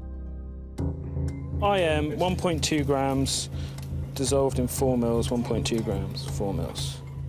Tom knows if his diagnosis is correct, he doesn't have long to get the infection under control before it enters Harry's bloodstream, where he won't be able to halt it. Well done, Harry. Well done. Very brave.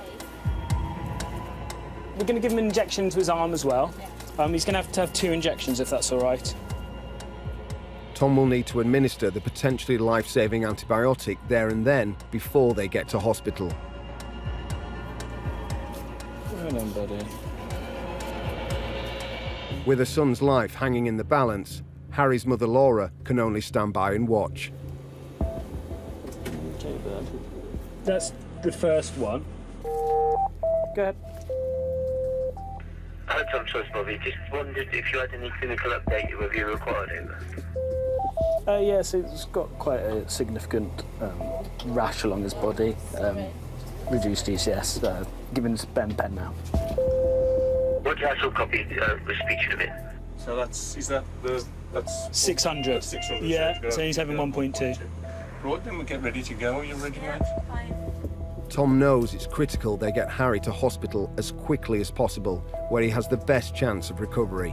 Do you want me? How about if I do the pre-alert for you, and then you could get going then, couldn't you? Fine, yeah. There you go. And I'll say 7 minutes to Russell's Hall. Immediately, the second dose of antibiotics is in, the crew prepares to leave, while Tom calls ahead to pre-alert the hospital staff. Hello there, it's Tom, one of the critical care paramedics. Can I pass you an alert, please? A 10-year-old boy. He's had a 2-day history of being generally unwell, nausea, vomiting, not his normal self, very pale, and got a clear blotched rash along his body. They're going to be 7 minutes to yourselves. Obviously, we've got a very high suspicion that he's got meningitis. For all ambulance crew, dealing with a critically ill child is the most stressful situation they have to face. Thanks to Tom's training and experience, Harry has the best chance of recovery. What that child needs is a good hospital quickly. The fact that he's got a very typical septicemic rash over his body with the history of him being unwell and deteriorating throughout the day and looking very poorly. Those factors mean he needs antibiotics and he needs a hospital very quickly, and that's all we really did. It's a very rare circumstance you go to a child presenting with those symptoms. What I was very conscious of was not delaying on scene, so that's why I passed the details and let the crew, deliver that care ongoing. They're doing a great job. So, I just might pop and see how they go on.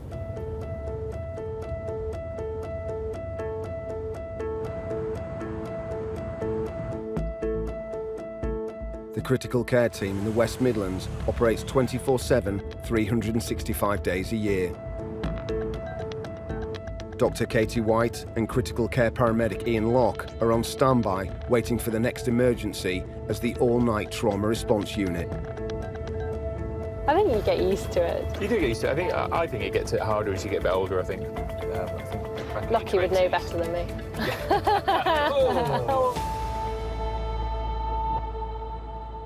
In the early hours of the morning, a call comes through to ambulance control. A car has been involved in a high-speed collision. A man is trapped inside with life-threatening injuries. Critical care backup is required. We've been called to a road traffic collision. We've been asked to attend by a crew in attendance. to a patient who has crushed their car into a concrete wall. From spinal paralysis to life-threatening internal bleeding, the impact of high-speed collisions on the human body can be devastating. They are just pulling down the Paramedic road towards the scene now. Dr. Katie and Ian know they're going to have to get there fast if they're going to save a life. 5098, all you received. Eyewitnesses report the car was seen travelling at a high speed down the dual carriageway when it hit the roundabout. We haven't got many reports of exactly what the injuries are yet, but if the crew are requesting us, then it's likely that they found something that they've got concerns about. 21 minutes after receiving the call, they are at the scene.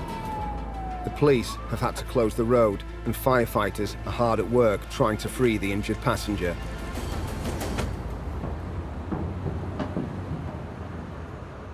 Dr. Katie is a consultant anaesthetist.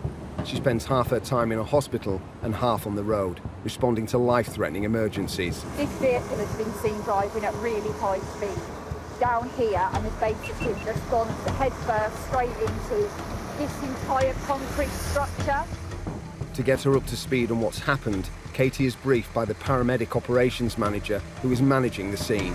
The driver is out walking around absolutely fine. The front seat passenger, when the crew rocked up, had quite a substantial laceration and head injury. Okay. Still trying to assess for other injuries, just trying to get the pain under control. Okay. It's so distracting for him at the minute. They're just going for a roof removal and to bring him out that way. Fantastic. With the injured man still trapped inside the badly wrecked car, a member of the fire brigade is using the jaws of life, a hydraulic saw, to cut the roof away, while another protects him with a blanket as the blade passes inches from his head. Head injury. Drowned now. The man is conscious, but he was thrown around the car when it smashed into the concrete wall and may well have sustained serious internal injuries. So I believe this gentleman has come from down this road, which is quite a fast dual carriageway, hit this concrete bollard. He's actually moved the concrete bollard, shunted it backwards, and interestingly, what we've just seen is that he's actually managed to bend the metal railing behind, and there's a significant drop the other side, so I think it's quite lucky that that concrete bollard's there. Having examined the crash site for further clues as to how sick her patient might be, Katie wants to assess the driver who managed to walk free of the crash. I've obviously seen the crash he's been involved in. He's all right, they're just going to get him out. Get near him? Shall we get you somewhere where I can have a look at you? Yeah, if you don't mind. Yeah, I think I agree with that. Come on, let's go down towards the ambulance and I'll just find somewhere to see you. Satisfied the driver is fine, Katie heads back to the crash site, where with the roof now off the car, Ian is finally able to examine the passenger. 22-year-old restaurant manager Sahil has been fitted with a cervical collar to protect him from aggravating any possible spinal injury. He's also complaining of severe pain in his left arm. Do you want to take one side and I'll take the other? Get undressed. Sahil's legs are unharmed, so it will be less painful on his other injuries if he can stand on his own feet and be helped out of the wreckage. So what we're going to get you to do is to stand up, all right? Turn very gently, we'll support you as you're doing it, and put your bottom kind of in the middle of the stretcher, okay? And then what we'll do is we'll get you to lie down, okay? So you keep your neck nice and still. Where's it hurting? On your arm? Okay, so not touch that arm. Okay, you support that arm and then come up towards me, okay? It's just too sore. Okay, all right. Do you think if somebody was behind you helping you just get up and out of the seat, that might help? Okay, all right. If it's too much, we'll get some more pain relief for you, okay? Okay, do you want me to support your arm? You can't. If it's a no-go, don't worry, mate. No? Okay. Shall we go back to plan B then? We'll go around the back. Yeah. Okay, Rich, longboarding down the back. Sahil's arm is too painful for him to be helped to stand, so Katie and Ian will have to resort to plan B. Have you got some morphine to draw up? Has he had any? Or has your crewmate drawn any? I think so. I think he's going to need it no matter what, isn't he? With Ian in charge, the fire brigade start to slide a spinal board behind Sahil before carefully levering him out. Once he's flat, he can be lifted onto the stretcher. We're just going to take him in the warm. Thank you. Brilliant. Lovely. There you go. No worries. How are you doing? All right? How old are you? 22. 22 as well, okay. My name's Katie, I'm one of the doctors. All right. What's hurting at the moment? Sorry? Just his arm. So I think it's that arm. Yeah. So the options are, do you want to hold on to that? Yeah. I'm just going to cut your clothes, lovely. So we'll get some pain relief in. Yeah. Shall we splint it? Free from the wreckage, Katie urgently needs to examine Sahil. Being thrown around the car, he could have broken a rib and punctured a lung or shattered a bone in his pelvis. Take a couple of nice deep breaths. From us, it was nice and steady. And that feels all right. Okay, lovely. Injuries top to toe. He's got a head injury, no obvious chest, abdo or pelvis injuries. He's got an obviously fractured left humerus with no neurovascular compromise. Sahil is lucky. Despite the seriousness of the crash, he's escaped with a broken arm and a cut to the head. He's had some IV morphine, an IV paracetamol and a splint to his left arm. Crew ETA to Sandwell will be 10:10 minutes. Received? Roger, Katie, yeah, that's all copied. Thanks so much. I'll get that passed to you now. Thank you. Katie and Ian leave Sahil with the paramedic crew, who'll transport him to hospital while they prepare for the next Trauma Code Red.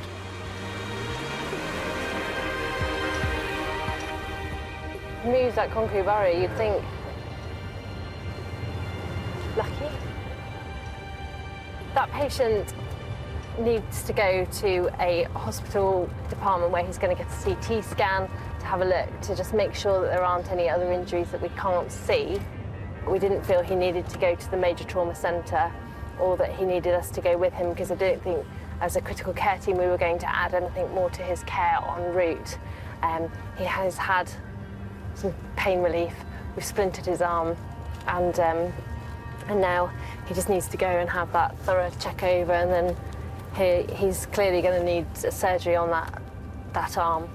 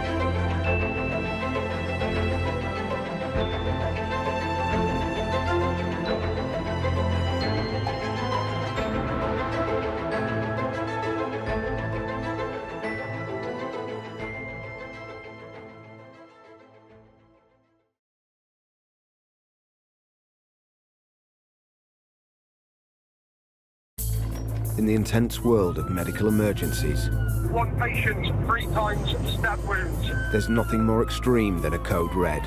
It's a 2-car RTC. That's correct. It means there's an immediate threat to life. Got 1 male still trapped in the vehicle. In the West Midlands, a highly specialist team are on call 24/7, ready to race to these major traumas. ETA in 4 minutes. By road, and air, 03, we are lifted from Cosford. responding to the most severe 999 calls, Open up the Lucas device over there for me. day and night. All right, well done. From car crashes Just need to check. to stabbings. We're going to put some oxygen on your pal. Here, where time is critical, lives will be saved. On roadsides, in back gardens, and inside homes. It's okay, coming off the chest. These emergency doctors and paramedics use cutting-edge trauma techniques and surgery normally only seen in operating theatres to save people from almost certain death. Sorry, mate. I know, mate. I know. We're going to sort you out. Filmed over 2 months with the critical care team, Ready, set, slide. we captured every vital second as these specialist crews work to save lives. On roll. Ready, steady, roll. Tonight, a teenager is bleeding to death from a stab wound. Okay, put a direct on there then. Don't fight, don't fight. I know it's scary. An accident with an angle grinder, Is it pretty bad? Okay. He hasn't seen it. Okay. All right, bud. All right, bud. an elderly man with a serious head trauma, Yeah, you've taken a bit of a beating, haven't you? I think the road's won this time. and a woman has a life-threatening seizure. MMA, we're going to look after you, OK?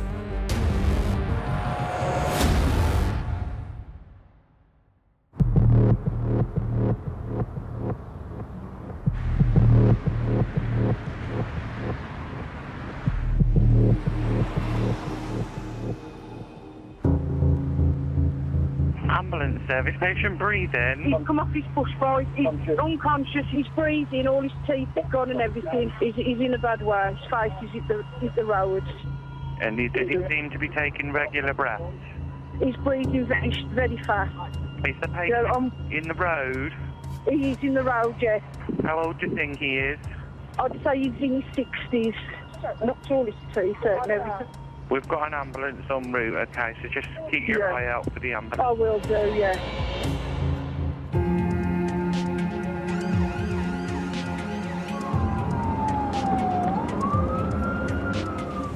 A local ambulance has already been dispatched to the scene of the accident, but there's a high chance the man has suffered paralysis or brain damage, and his life may be at risk, so critical care backup is needed. It's come through with We'll get back on. the male in his 60s that's come off a motorbike.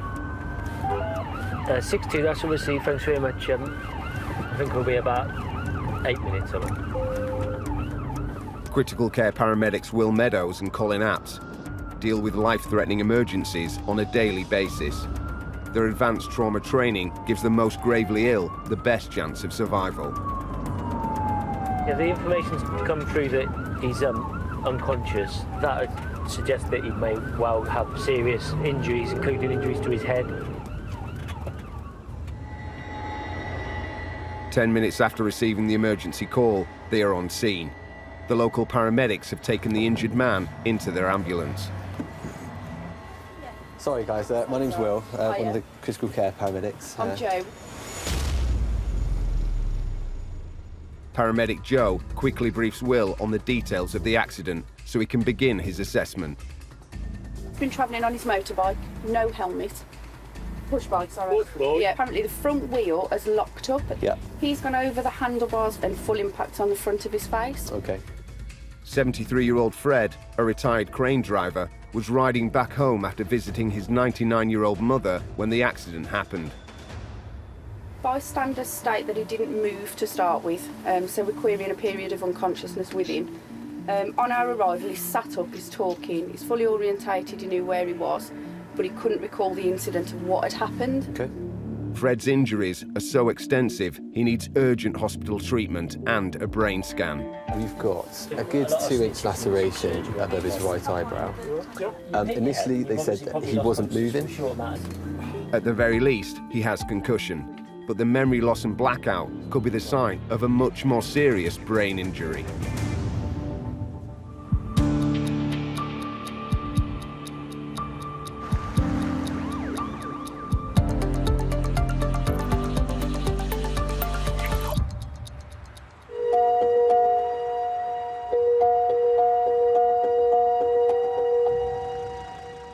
It's Friday night, and Dr. Adam Lowe, a consultant anaesthetist at Birmingham's Queen Elizabeth Hospital, is getting ready to start his shift for the critical care team. Tonight, he's paired with full-time critical care paramedic Rob Davies. It's very hard to predict on any day of the week, but Friday night, people are out and about. Social nights, there'll be more people in the city centre. We may well be busy in and around Birmingham. So yeah, we just get our checklists done, make sure we've got all our kit ready. Hopefully a nice, gentle evening. 12 minutes later, an emergency call comes through to the base. Hi there, thank you. Good evening. Take you on the job, please. It's going to be a 21-year-old male with a stab wound. The stab wound is 2 inches long on his upper back, query with a knife. It also says on the notes, query offender is outside. There's nothing to suggest police on seeing that. Last year in the West Midlands, there were nearly 5,000 violent knife crimes. Reducing the number of deaths is one of the critical care team's main objectives. Whiskey 55, thank you. I'm sure the sector told you as well. Crew is en route. We believe these offenders are outside the property and the patient is inside the property. Details are being passed to police at the moment. All right, thank you. Just to confirm, these police are not yet in attendance, so we believe the offenders to be outside. Hi Nate, that's received. We're about 2 minutes out, so is there an RVB point over? With the attackers believed to be nearby, the trauma desk instructs Adam and Rob not to go directly to the house, but wait for police protection. The 2 people are outside who they think have done it, so they're advising us not to go directly to the house. It's that balance, really, isn't it? Because if it's still an aggressive scene or not secure, we don't want either ourselves or other members of the ambulance service getting injured. 5-5, thank you. Police have just pulled up our location. Just stand by you and on day. It's 7:38 p.m. Police and ambulance crew arrive at the address, so Adam and Rob get the go-ahead to enter the property, while our camera operator is told to wait outside. Right. Oh, all right. Are you guys on your own? Yeah. You are going to need to go to hospital. Let me just see your front, make sure you haven't got any injuries here. The man is in shock and distressed with a stab wound to his back. It's unclear to Adam and Rob whether or not he knew his attacker. OK, well, lie down onto your side then. Lie down onto your side. This on his left side of his back. We're just going to lift and go around the corner then, yeah? Happy? But he's lucky. After assessment by the critical care team, it's decided whilst it's a nasty cut, it's not life-threatening. They're not nice incidents to go to, but we go to stabbings fairly regularly, so it's not a surprise that we're being tasked to a stabbing. Unfortunately, it's one of those things, and living and working in the urban environment, stabbings are fairly common and are quite a significant workload for major trauma centres as well. In the West Midlands, critical care paramedics deal with around 30 stabbing incidents a week. All right, mate. And they don't have long to wait for the next one.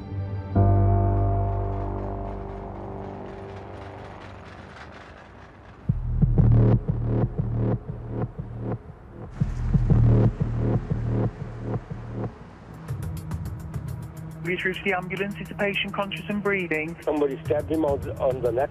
Okay. Do you know if he's breathing? He's breathing at the moment, yes. He needs the ambulance quick as possible. A lot of blood coming out. Is the blood spurting out? Yeah. It is, my love, okay. Oh, my God. Just keep pressing on his neck, my love. We're coming as quick as we can. Oh, God. I've never seen anything like this. It's getting worse. Just keep the pressure on that bleed, love. You're doing all you can.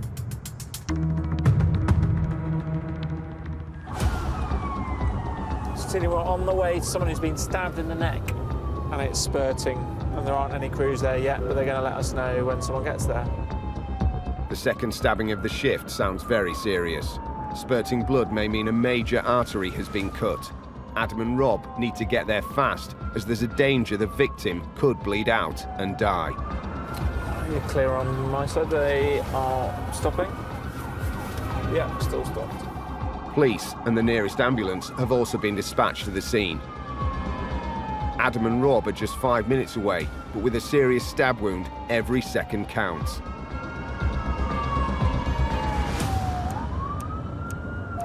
Thank you. Just to keep you aware, we're going to keep having extra calls on this. I think people are panicking a lot on the scene.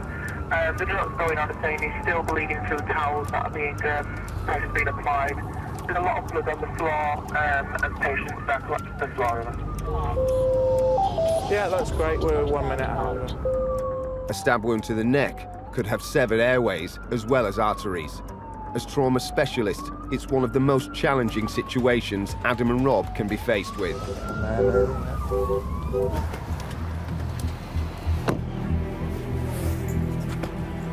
Hi, guys. I'm Adam. I'm the doctor on Midlands behind you. You okay? Okay, don't fight. Don't fight. Adam immediately takes control of the scene, locating and assessing the size and severity of the neck wound. Can you hear us? Okay. Right. So quite a lot. What's wrong with your breathing? Can we get the trolley? Okay, guys. We'll have the trolley out. He's bleeding heavily and struggling to breathe. Okay. Big. Adam, can you see down there? The victim is just 16 years old.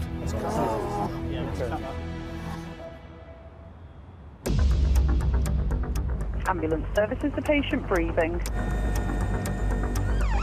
In 2012, the West Midlands Critical Care Team and Midlands Air Ambulance joined together to create a specialist trauma response unit. We've got more experience in dealing with patients who are critically ill or injured. Let's do a few little checks on you, okay? See how you're doing. 38 doctors and 34 critical care paramedics bring hospital-level care to those most in need. What we provide is to bring an advanced care team to the patient at the roadside. I'm just going to have a little look at your foot, okay? Nice deep breath. Well done. By focusing on only the most serious emergencies, their enhanced skills and training often make the difference between life and death. I think they've proved that with a good trauma network nationally, that you're 60% more likely to survive a trauma. It's very intense at times and demanding, but thoroughly rewarding. I love my job.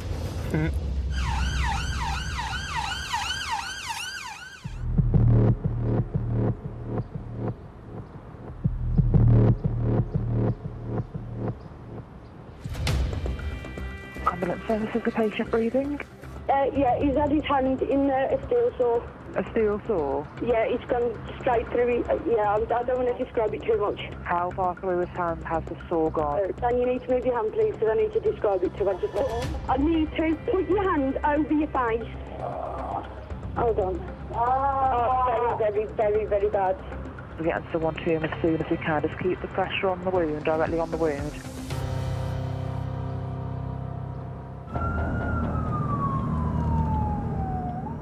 An accident with a power tool can inflict life-altering injuries. An ambulance has been called, but they've requested specialist trauma backup, and critical care paramedic Tom Waters is now en route. Looks like I'm going to be first on scene, and it's someone, they just said he's cut through his hand with an angle grinder. DIY gone wrong. The benefit that I think my team and myself can go to is we can hopefully make that assessment to really identify what hospital is best for that patient. 10 minutes later, Tom is on scene. The local ambulance crew are already there. Hello?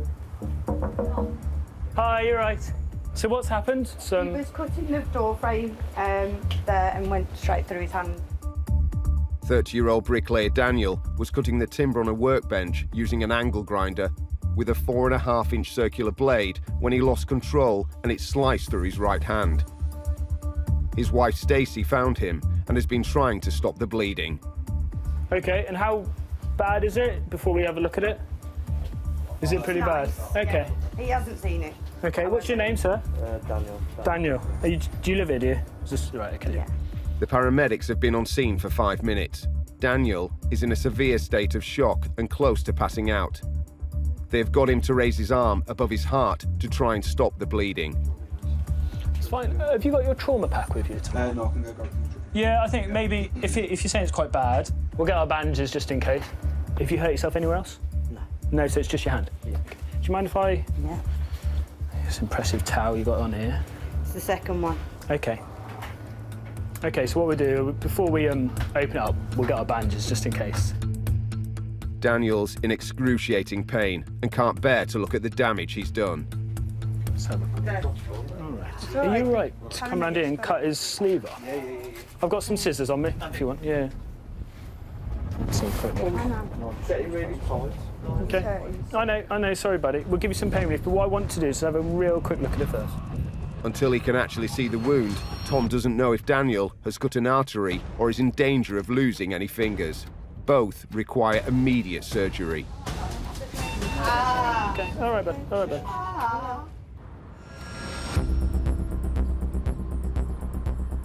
Did he get himself off the floor and self-mobilise into the back here? Well, no, we took the stretcher out to him, we cleared his C-spine, managed to stand him up and he stood onto the stretcher.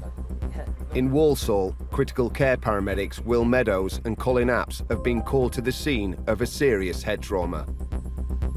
He's got a full laceration to the top of his lip, complete laceration on his tongue as well, so it's kind of lizard tongue at the front. Righto. 3 teeth have come out and also laceration to the bottom lip where it's hanging. Okay. 73-year-old Fred was travelling at speed on his bicycle when he was thrown headfirst onto the road, landing on his face. He blacked out and is now dazed but conscious. Have we found the teeth, or are they...? Yeah, we've got 3 of them there, Okay, so there's 3 missing and you found them all? Yeah, okay. The ones at the back look quite broken as well. There's nothing there I can see that's gone through the palate at the top. Do you mind just opening your mouth there, sir? Stick your tongue out again, Fred, for me. Will checks Fred's mouth to be sure there is no obstruction to his airway or damage to the roof of his mouth. How are you breathing? Is it okay? Yes. Yeah? Yeah. Okay. Are you in much pain at all? No, fine. Just a little bruise there. Yeah, try not to touch your face there, sir, okay? Because we don't want to contaminate that, but... Yeah. Yeah, you've taken a bit of a beating, haven't you? I think the road's won this time. Yeah. Yeah. Okay. Will is most worried about Fred's unseen injuries. His head took the full force of the impact. Head traumas are very unpredictable, and there is a risk he may have damaged blood vessels that could turn into a more serious bleed on the brain. I don't know what happened, actually. No, I don't think you're going to have the answers either, Fred. Accidents happen really quick, don't they? Are you on any blood thinners at all? No. No? No medication, no medical history. No medication. Okay. Is it still bleeding inside your mouth? Yeah, try not to touch it though, Fred. Yeah? Doctor, you know that bit between the top lip and your nose? That's split vertically. Will calls into the trauma desk to alert them that Fred is likely to need reconstructive surgery on his face. He's got split lips. He's had 3 teeth knocked out. They're all accounted for. And his tongue's been split as well, sort of in the middle, and quite aptly described as lizard tongue. Got a pulse rate of 98, sats of 96%, T15, and a rest rate of 80. C-spine is clear. Part of Will and Colin's expertise is to ensure Fred is sent to the appropriate trauma centre that can treat all of his injuries. Okay, well, I think he's probably going to be needing some max fax specialist. Fred, what we're trying to figure out is where we're going to take you, where's best to get your face repaired, all right? We're just going to figure that out at the minute, OK? The Queen Elizabeth Major Trauma Centre in Birmingham has specialist maxillofacial surgeons who can assess and treat Fred's head wounds. Not surprised. That lip damage, that filtrum damage, that's all from the front teeth, isn't it? Where he's pretty much kissed the floor, hasn't he? So. You're a tough bloke, Fred. Oh, he sure was. Fred, I'm going to ask you again, sweetheart, do you want any pain relief? Yeah, just a bit of painful here. Do you want pain relief for you? No. No? No, it's all right. Fair enough. Try not to keep dabbing it, baby. Amazingly, Fred seems to be untroubled by his injuries. He wasn't wearing a helmet. If he had been, it may have deflected some of the force of the blow and given him more protection from serious long-term brain injury. If you're getting blood into your mouth, just let it dribble into there. Try not to force the spit, just let it dribble out. As it stands, he will need a brain scan to rule out any potentially fatal clots or bruising. How fast do you normally cycle there, Fred? Oh, no. It's not got a battery in it, has it, your bike? No. Just an ordinary racer. A racer? Yeah. Yeah, obviously. Yeah. So, yeah. 40 mile an hour then. Head down. There is still. Trauma desk is going to give them a heads up, so you can be seen sooner rather than later. And if they can't manage Fred, then they'll get him transferred to the QE where you can go. All right. Lovely. We'll get out of your way. I don't know what happened. Take care. Have a nice day. All right, Fred. You mind how you go, okay? Next time, wear a helmet. Yeah, I don't know what happened. All right, guys. Thanks very much. Cheers.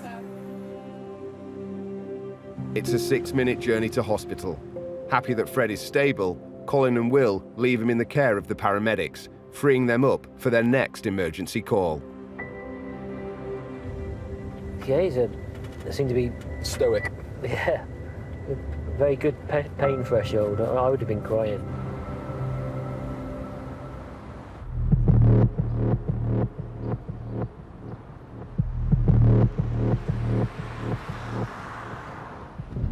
Ambulance service, is the patient breathing? She's having a fit. Has she been diagnosed with epilepsy? I don't know, I'm not sure, sorry. Okay. She's fitting really badly. 6-2, we're shown about 5 minutes away. It's reports of a 39-year-old female who's having a seizure in the Merry Hill shopping centre. She's been having headaches, and now today she's gone on to have a fit. A woman is in the throes of a potentially life-threatening seizure. The critical care team are urgently needed, and critical care paramedics Mike Andrews and Pete Edwards are en route. That's all received, many thanks. Seizures are caused by surges of electricity in the brain and are an indication of epilepsy, a neurological disorder that kills 1,000 Britons every year. Oh, there you go, visual. I'll get the red bag. Do you mind grabbing the drugs?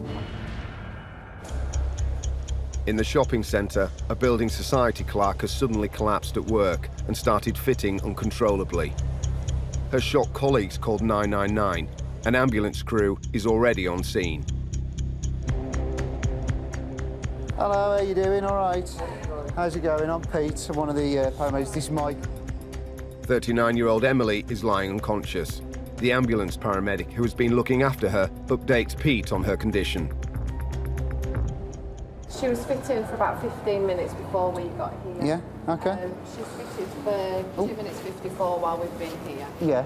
We don't know anything else. Okay. No history of head injury today or anything like that. So we just got migraines recently, had a seizure today. Migraine today. Just today. Okay, all right. Can you squeeze my hand, sweet? Can you squeeze my hand for me? As part of his assessment, Pete needs to know if Emily's ever been symptomatic before. So she is an epileptic, is that what we're saying? When she was little, she did used to have it, but not recently. Right, okay, so she hasn't had a seizure for a while, but she has had them in the past. Probably about this time last year was the last one. Okay. People's jaws often clamp shut during seizures, which restricts the airways. If starved of oxygen, Emily could go into cardiac arrest. So Pete needs to administer diazepam, a muscle relaxant, to stop her convulsing. Should put a bandage on so we don't lose the IV access. Are you able to, is that all right? I'm just thinking that if she starts fitting again, we might get pulled out, mightn't it? Worried that Emily may start thrashing around when she fits, Pete needs to be sure the IV line is securely attached. I think now we've got IV access. If she starts fitting again, we'll go to diazepam. Yeah, is that all right? Is that what you're thinking? Yeah. And BM and everything's all right. I think the best thing, we'll get a stretcher. Yeah. Get her onto the vehicle. Yeah, okay. Pete wants to get Emily to hospital, but she takes a turn for the worse.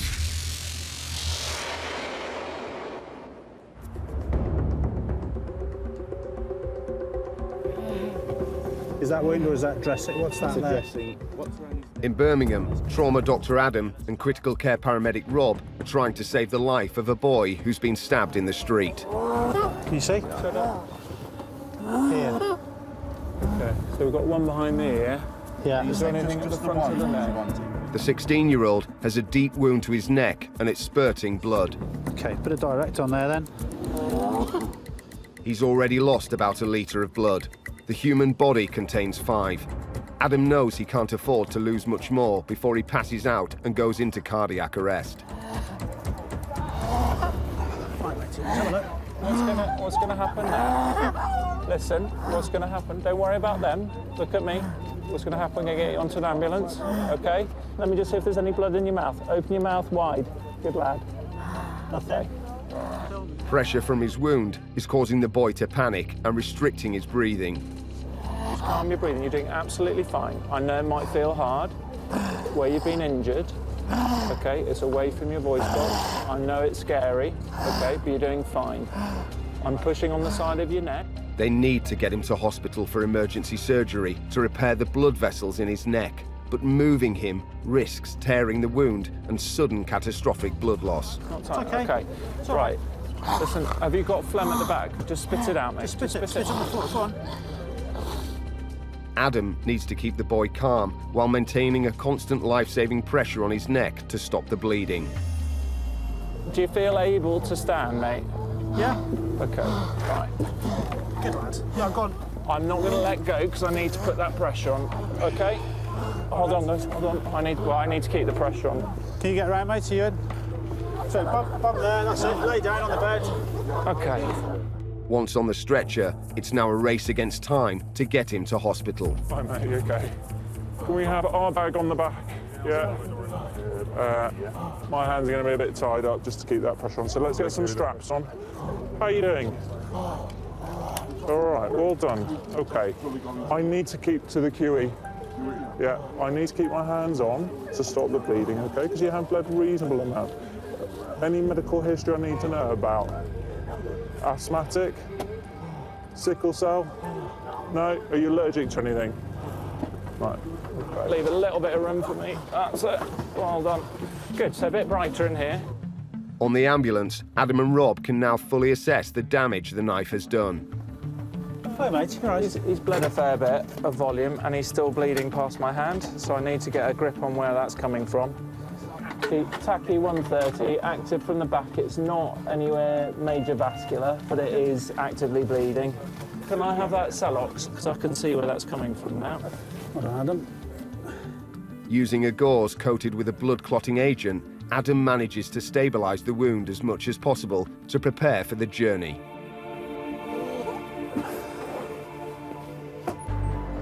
Nice and steady. All right, buddy. We're going to sort you out. We're going to take you to the QE. Good work. You're doing great, mate. You're doing great. Have you got pain anywhere else? No. Okay. 12 minutes after they arrived on scene, Adam and Rob are en route to hospital. Okay. Rob, do you want to carry on looking at access for me? Yeah. Give us that arm. The boy is in such a critical condition, they both need to travel with him, continuing emergency care throughout the 6-mile journey. I'm going to do the TXA. Yeah. You can do a set of obs.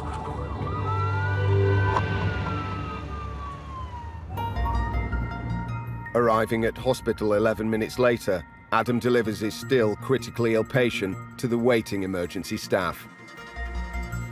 That's one of the things we are there for. We will just bring some advanced decision-making in terms of which hospital we're going to. We won't go to the nearest hospital. We will travel a little bit further with an unstable patient to get them to the right major trauma centre.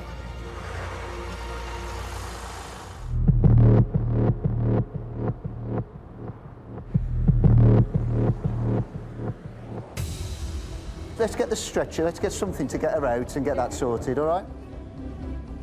In Dudley, critical care paramedic Pete Edwards is fighting to control the seizures threatening 39-year-old Building Society clerk Emily's life. Emily, we're going to look after you, OK? Let's get a BM done, make sure her blood sugars aren't low. We've got her on oxygen, OK? If she starts really fitting again and it's prolonged, we'll give her some diazomols, and obviously we'll just have to then do a bit of airway maintenance in case she goes up. And we'll just pop the SATS probe back on, just keep her eye on her SAT. Whether or not we have the condition, 1 in 20 of us will suffer a one-off epileptic seizure at some point, and they can be fatal. Just have a look at that, Mike. Make sure I've drawn up the right thing. It's diazomals and it's in date. Okay. Yeah, 10 milligrams in 2 mil. All right. 9 minutes after the last one with a sedative anti-seizure medication on board, Emily's condition seems to be improving. Pop her onto her side just for, like, into the recovery position. Yeah. She is more alert, and her convulsions appear to have subsided. Yeah, super. Yeah, no, that's fine, that's fine. But Pete's critical care training makes him ever watchful. And even in the most severe cases, despite us giving anti-seizure medication, the patient continues to fit, and this can become time-critical emergency. With the sedation, there's a risk her body could struggle to breathe. If we don't manage the airway and the brain is starved of oxygen, there is brain damage, brain death, and ultimately cardiac arrest. The priority now, get Emily to hospital. Emily, my love, can you hear me okay? Listen, we're going to get you up the hospital and get the doctor to look at you. We've just got to get you onto the stretcher now. I'm just going to pop the oxygen off for now. I'm going to sit you up, nice and steady, just bend in the middle. OK. Right, Emily, lean back against me and just have a moment, because you've been lying down, all right? All right? Do you know where you are? No? It's a bit strange. We're going to help you. All we've got to do is get you onto him and get you nice and comfy. OK, so we'll go on through. We'll have a little rock. So, 1, 2, and 3. Up we go onto our feet. Lovely. Super. Emily, swing your legs up. Let's get you comfy. That's it.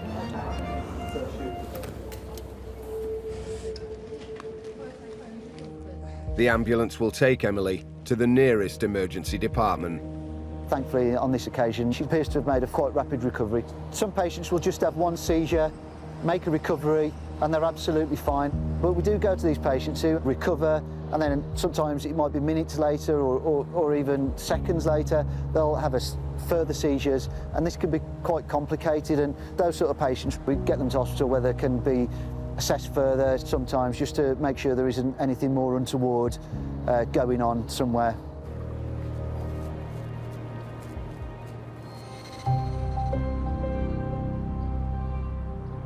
How about the pint out of 10? Okay. In Stourbridge, critical care paramedic Tom Waters is trying to assess the damage to Daniel's hand after he sliced into it with an angle grinder. Okay, all right, bud. All right, bud. Turn your arm round. All right. You feel me touching you here? Okay. Daniel has a 3-inch wound, 1.5 inches deep between his thumb and forefinger. Once the towel is removed, it starts bleeding freely again. Wiggle that thumb for me. Can't. Okay, all right. What we're going to do, buddy, is we're going to clean it up. It's in the corner bit of your thumb. Don't make you obviously know where it is. Lucky for Daniel, the blade stops short of the bone. Straighten that arm out for me. I'm sorry. Well done. I just want to straighten this hand for me. Daniel is fortunate. All his fingers are still there, and there's no obvious nerve damage. The wound will now be cleaned with saline solution and dressed to immobilise the fingers and help stop the bleeding. It's just obviously in the crease of his thumb. He's got good circulation here. Yeah, and he can feel me touching his hands. Yeah. And it's, yeah, so I think it's just more soft tissue. Yeah. We're going to cover it. Yep. And then I think we'll... If we just take a picture? So yeah, that's fine. One of the paramedics takes photographs of the wound to show to the hospital doctors in A&E so they can assess whether he needs immediate surgery. Yeah, nice and still. All right. Keep still for us, buddy. As soon as you've done this, we'll get you some pain relief. Last year, almost 5,000 people were admitted to hospital following accidents with power tools. We're going to bandage that up. It's going to be a little bit painful for a little while. I'm sorry, mate.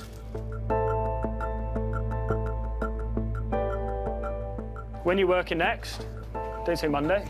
Yeah. It won't be. I think it probably feels and looks worse than what it is. Yeah. I think it needs to be cleaned, it needs to be x-rayed. Yeah. And it needs to be stitched back together. Cheers for that. I don't know how you lot could look at it, to be fair. That's all right, mate. There you go. Just take your time, nice and slow. With no rush. Feel all right? Let me just walk behind you. With Daniel now recovered enough to walk out to the ambulance, Tom is happy to leave him in the care of the local crew for the journey to hospital. He'll go to the local A&E where he'll get it cleaned. He most likely will have some form of antibiotics and an X-ray, and then it will be decided onto there if he needs specialist care to treat that part of his hand. It's very much in the forefront of our minds that we want him to get the best care for his hand. So he's a young chap, he's a labourer, we obviously need to get him back to work as soon as possible. It could have been a lot worse. It's still going to be a really painful injury, but hopefully he'll have a really quick recovery.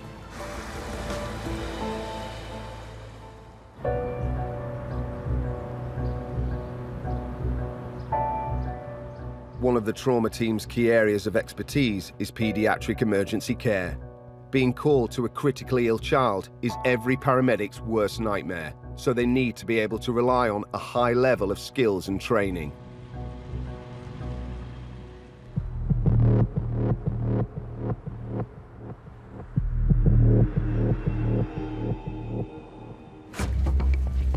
Ambulance service, is the patient breathing? Yes, he is. Are they conscious? Yeah, yes, he is. And what's wrong with the patient? He's just gone completely down the stairs. He fell down the stairs? Yes, he's two. Top to bottom, was it? Literally, yes. I think his wrist might be a bit broken. Oh. And did he bang his head, or has he landed on his I'm feet? not... I don't know how. He landed kind of upside down at the bottom.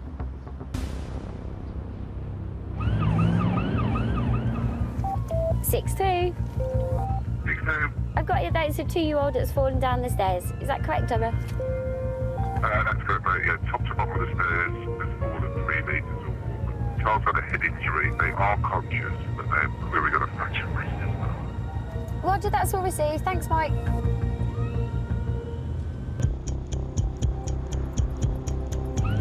In Albury, critical care paramedic Faye Pollock is en route to a code red emergency. A 2-year-old child has fallen 3 metres downstairs, landing on his head. Just confirming that he has fallen top to bottom of the stairs. He's got a head injury and a wrist injury. An ambulance has been called, but with the potential for life-threatening injuries, the trauma team's enhanced skills are also required. Obviously, because it's a child and they have their whole lives ahead of them. The last thing they want to do is be fighting for their life or be disabled in any way because of an accident. 3 minutes later, Faye is on scene, ready to be briefed by the ambulance crew.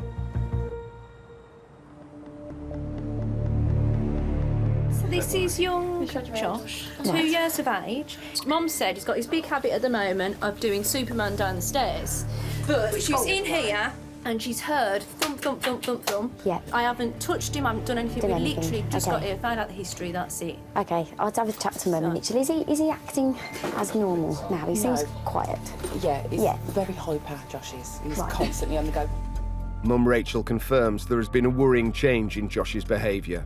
The worst-case scenario is that Josh has fractured his skull in the fall and has a potentially fatal bleed on his brain. This is almost as if he's either covering his eyes or his arm's hurting. I'm not sure, but this is unusual for him to put his arm across. No, we can do that with strangers. So that might be a comfort thing, the fact that we're right. OK. Critically ill or injured children can appear to be OK, but then suddenly go downhill. So the little things like that, only mums know, but it says a lot to us in that. Yes, definitely. He's, he's not photophobic. Josh, can we put something onto your thumb? No. Josh needs to go to hospital to be scanned. First, though, Faye needs to take his blood pressure and heart rate, but Josh is too distressed.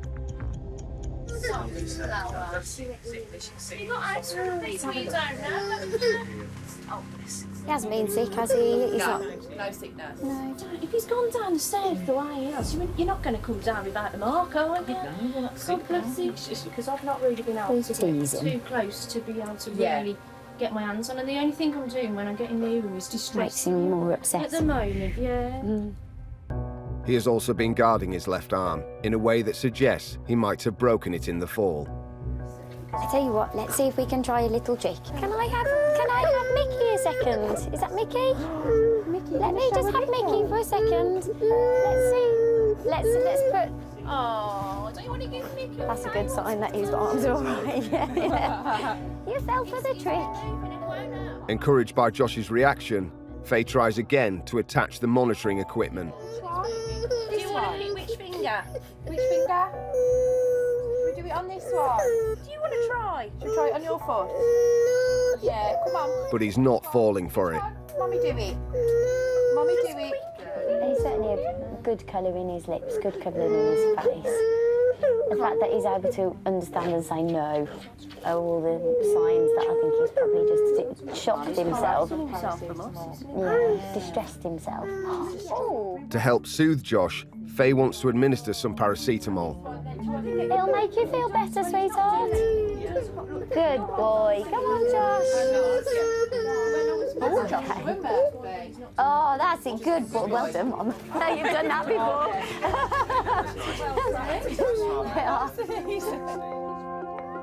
Paramedic Nikki has a trick up her sleeve to try and take Josh's mind off his troubles. You're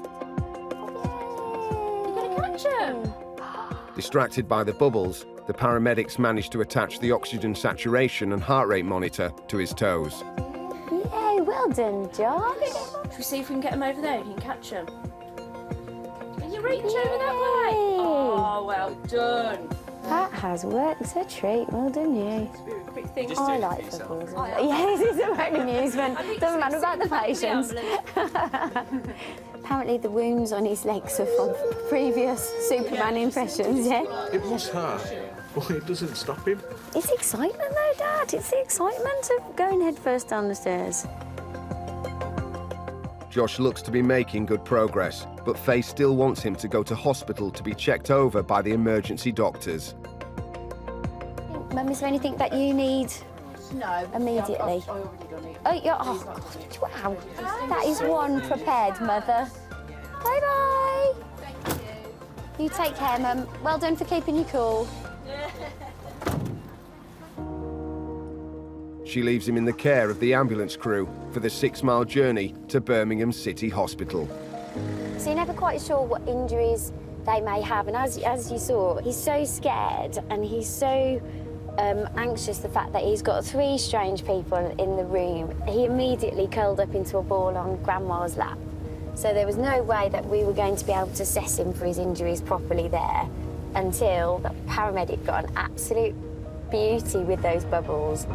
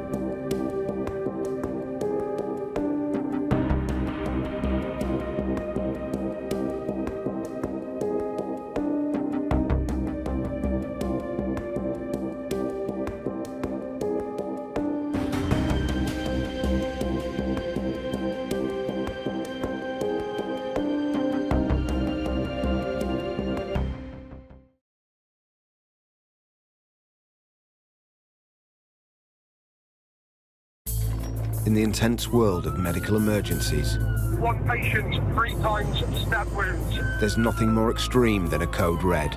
It's a 2-car RTC. That's correct. It means there's an immediate threat to life. 1 male still trapped in the vehicle. In the West Midlands, a highly specialist team are on call 24/7, ready to race to these major traumas. ETA 4 minutes. By road, and air, 03, we are lifted from Cosford. responding to the most severe 999 calls, Open up the Lucas device over there for me. day and night. All right, well done. From car crashes Just need to check. to stabbings. We're going to put some oxygen on your pal. Here, where time is critical, lives will be saved.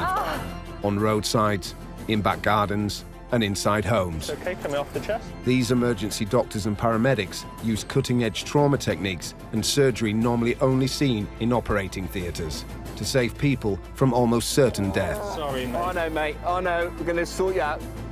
Filmed over 2 months with the critical care team, Ready, set, slide. we captured every vital second as these specialist crews work to save lives. Ready, steady, roll.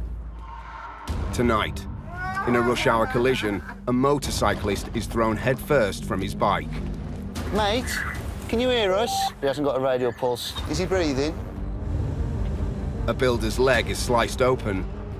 That piece of metal has gone through your skin. You can see muscle and fracture tissue.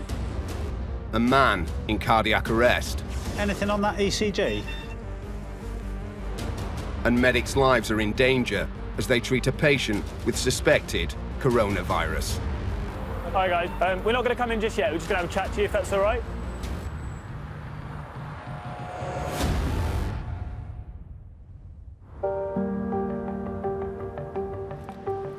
Clear guard, breathing filter. It's Monday morning and the start of shift for Pete Edwards. I don't know whether I'm a morning person. The first hour or so, I take a little bit to warm up. He's been working in the ambulance service for 15 years, the last 2 as a highly trained critical care paramedic. It's just the initial getting up, isn't it? Get a cup of coffee, and that's it. It's all good then. Get the vehicle checked, and then it'll be on to crew welfare, as we call it. But today, there is no time for any morning cuppa.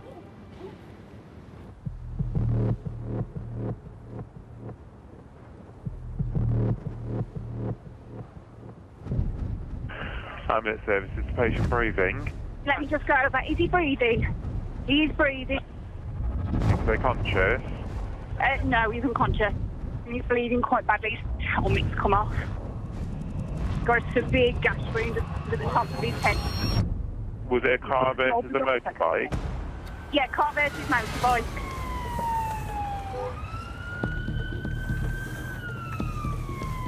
We're heading towards a patient that has been reportedly hit by a car. The initial call said the patient was in cardiac arrest, so it obviously sounds quite serious.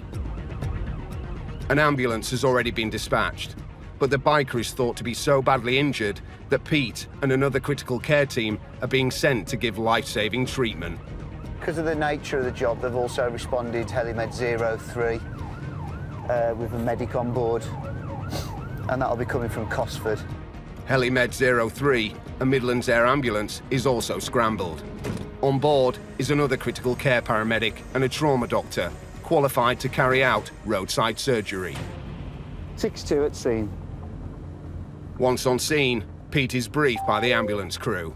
Hi, guys. Hi. How are we doing? The helmet came off in the crash. Has he been speaking to us? Not at all. We've been like this since we got it. OK. 21-year-old Curtis has been thrown from his motorbike after colliding with a car. In the impact, his helmet came off before his head hit the road. OK. He's a bit agitated, isn't he? Curtis has a severe head wound. It's quite common when we get this sort of patient. Big head injuries start getting agitated. It's not intentional, he doesn't know what he's doing. He's got a really reduced level of consciousness. He says, you got a radial pulse? Yeah. OK, let's see if he'll tolerate an oxygen mask, all right? Let's pull his stuff out. Yeah, that's it. We'll see if we can get him onto the scoop as best we can. His GCS, his eyes are open. To try and evaluate him, Pete uses the GCS, or Glasgow Coma Scale.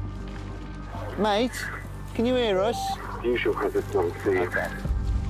A scoring system that helps describe the level of consciousness.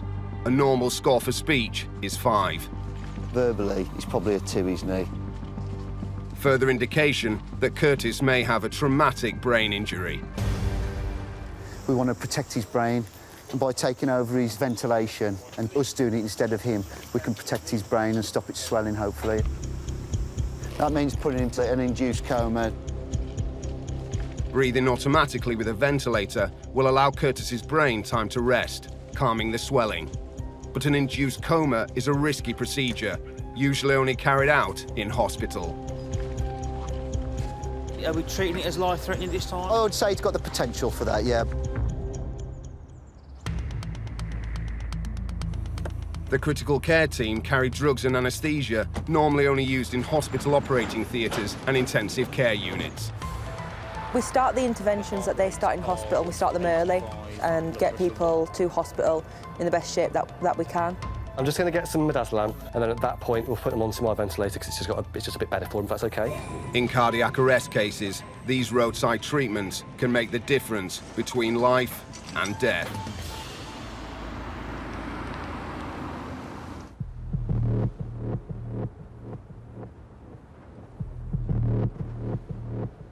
Ambulance services, a patient breathing? He's passed out. I can hardly feel him breathing. So he's not breathing very often at all? No. You at home? Yeah, I'm the wife. He's sitting in the car. The next door neighbour's... OK, brilliant. Put your neighbour on the phone for me. Hello? Are we able to get him out of the car and onto the floor? We can do, yes. You do that straight away for me. You need to start doing some basic life support. Oh my God, I've never done this before. I can talk you through it, sweetheart. What I need you to do is start pushing down hard and fast, OK? You need to go 2 times a second. 1, yeah, 2, that's 1, it. Keep going at that 2, speed. Fantastic job. 1, 2. Now, don't worry about pushing too hard, OK? Keep your arms straight and just keep going for me. 1, 2. The ambulance on its way? Yes, it's already on its way, darling. I've got them coming to you as quickly as I can get them there. They are coming on blue lights, OK? 8080, male cardiac arrest in field zone. An 80-year-old man is in cardiac arrest. As well as dispatching an ambulance, the code red emergency is passed to critical care paramedic Rob Davies. Go ahead. Yeah, basically, for the quick update for you, the patient will take an occasional breath test. In cardiac arrest, the brain stops sending signals to the heart. It stops beating and oxygen ceases to pump around the body. Only 1 in 10 of hospital cardiac arrest patients survive. What was the call connect time, please? Yeah, call connect was at 15:52.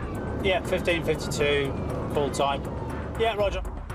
Without CPR, the brain can be irreparably damaged in just 6 minutes. The call connect time that I asked for is the time that the call comes into the ambulance service, so that'll hopefully give me a fairly accurate time of when the cardiac arrest was identified. So we're about 10 or 12 minutes into that. Rob arrives 14 minutes after the call, by which time the ambulance crew are already on scene. How are we doing, guys? You all right? Yeah, good. How are we doing? Still breathing for himself? Brilliant. Feeling unwell, 8-year-old Keith asked his wife Monica to drive them home. As they arrived, he collapsed. Has he prescribed anything? Yes, but he stopped taking those. Right. He doesn't take any medication. It's all in a quick time frame. He was making some gurgling noises. Fine. She's pulled up, gone inside, called for us, neighbours stopped to help. OK. So it's all in a quick time frame. A neighbour gave Keith CPR and got his heart beating again. He was making some mild respiratory effort during the CPR. 1 shock, return of circulation. Beautiful. Good work. I'll just go and draw some drugs up, right? So the gentleman's had some bystander basic life support, some chest compressions. On the arrival of the paramedic, he's found his heart to be in a rhythm that he can shock. He's given him a shock through the defibrillator, and now he's got a pulse back. I'm just going to drop a little bit of sedation, just so that we can help with his breathing. Let's have him up and out then. Although Keith's heart is now beating, there's a danger it could stop again. And then we'll just place him on there. Up to 79% of hearts rearrest before reaching hospital. We got him up and away. Critical care paramedics like Rob are specially trained to fight those odds. Just hold his arm there, chap. I can't reach it. There we go. Right. So, plan is then, if somebody can stay in the back with me, what I'd like to do, we can have a little look and just see if we can give him a little bit of sedation and then perhaps just get him onto an eye gel. To ensure sufficient oxygen reaches his lungs, Rob must insert an eye gel tube down Keith's throat, so the paramedic can control his breathing. Yeah, if you can chuck a bit of lube on it.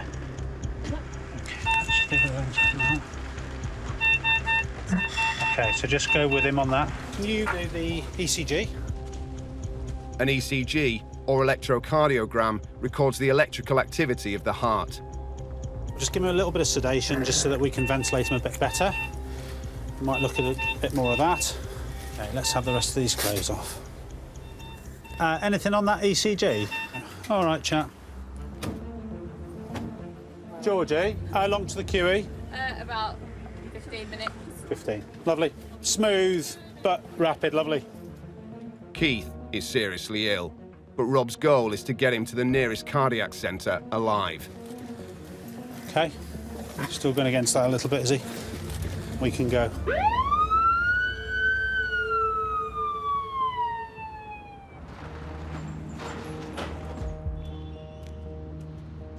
Dr. Matt Rowley and critical care paramedic Tom Waters are starting their shift just as paramedic Kerry Penn-Ashman is finishing hers. Remember your PPE, remember to wipe over the cloth. These medics are used to facing danger, but at the outbreak of the coronavirus pandemic, the level has significantly increased. Following the corona outbreak, how we approach people and how safe we've got to be has just completely changed. Coronavirus has huge implications for us as healthcare professionals, and it means that we're having to be more careful about how we protect ourselves. We're having to carry quite a bit of PPE, which is personal protective equipment, stuff that protects us against this particular virus.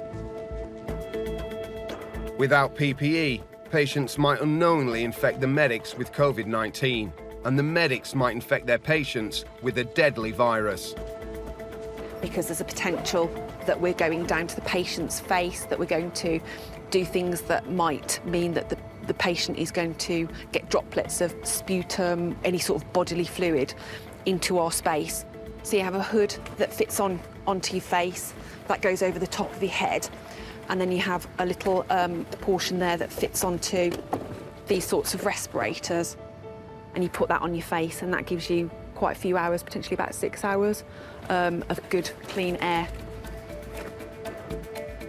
For most of the critical care team, the need for PPE in the eye of a pandemic is a new experience, but not for paramedic Tom.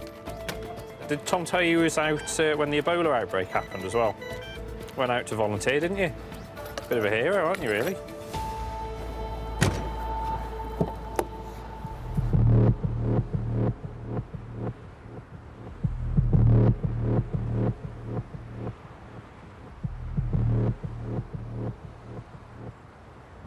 Ambulance services, the patient breathing? Not very well. Are they awake? No, he's unconscious. How old? He's 60. Is it regular breathing? No, it's not regular breathing. It's not, OK. He was just standing at the end of the bar. He just dropped to the floor. He bashed his head on the edge of the bar and he went unconscious. We're coming as quickly as we can. Don't be alarmed if they come in wearing face masks, OK? Oh, right, OK. Please don't be worried about that. Not a problem at all. A collapsed man with a suspected head trauma can be a Category 1 emergency. Yeah, okay, that should have come through now. A local ambulance is almost at scene, and 30 miles away, Tom and Dr. Matt are en route, but want to know if the patient could be a risk to them. Have we got any symptoms that are suspicious of COVID for this chap before we go anywhere near? I believe that was affirmative. He's high risk for COVID. He's come through with coughing, Difficulty breathing. As the patient has suspected coronavirus symptoms, the medics need to wear their PPE, but it takes several minutes to put on. Precious time that could be used treating him. With the nature of what's going on at the moment, we need to make sure that we protect ourselves with our personal protective equipment, and we'll make a decision from there. Tom and Dr. Matt might need to save their patient's life while knowingly risking their own. If we need to do advanced procedures and interventions, we will do them, but we have to balance that against the personal risk and also the risk of not delaying that patient getting to hospital. I think definitely when we get back, we need to get the hoods and stuff out now.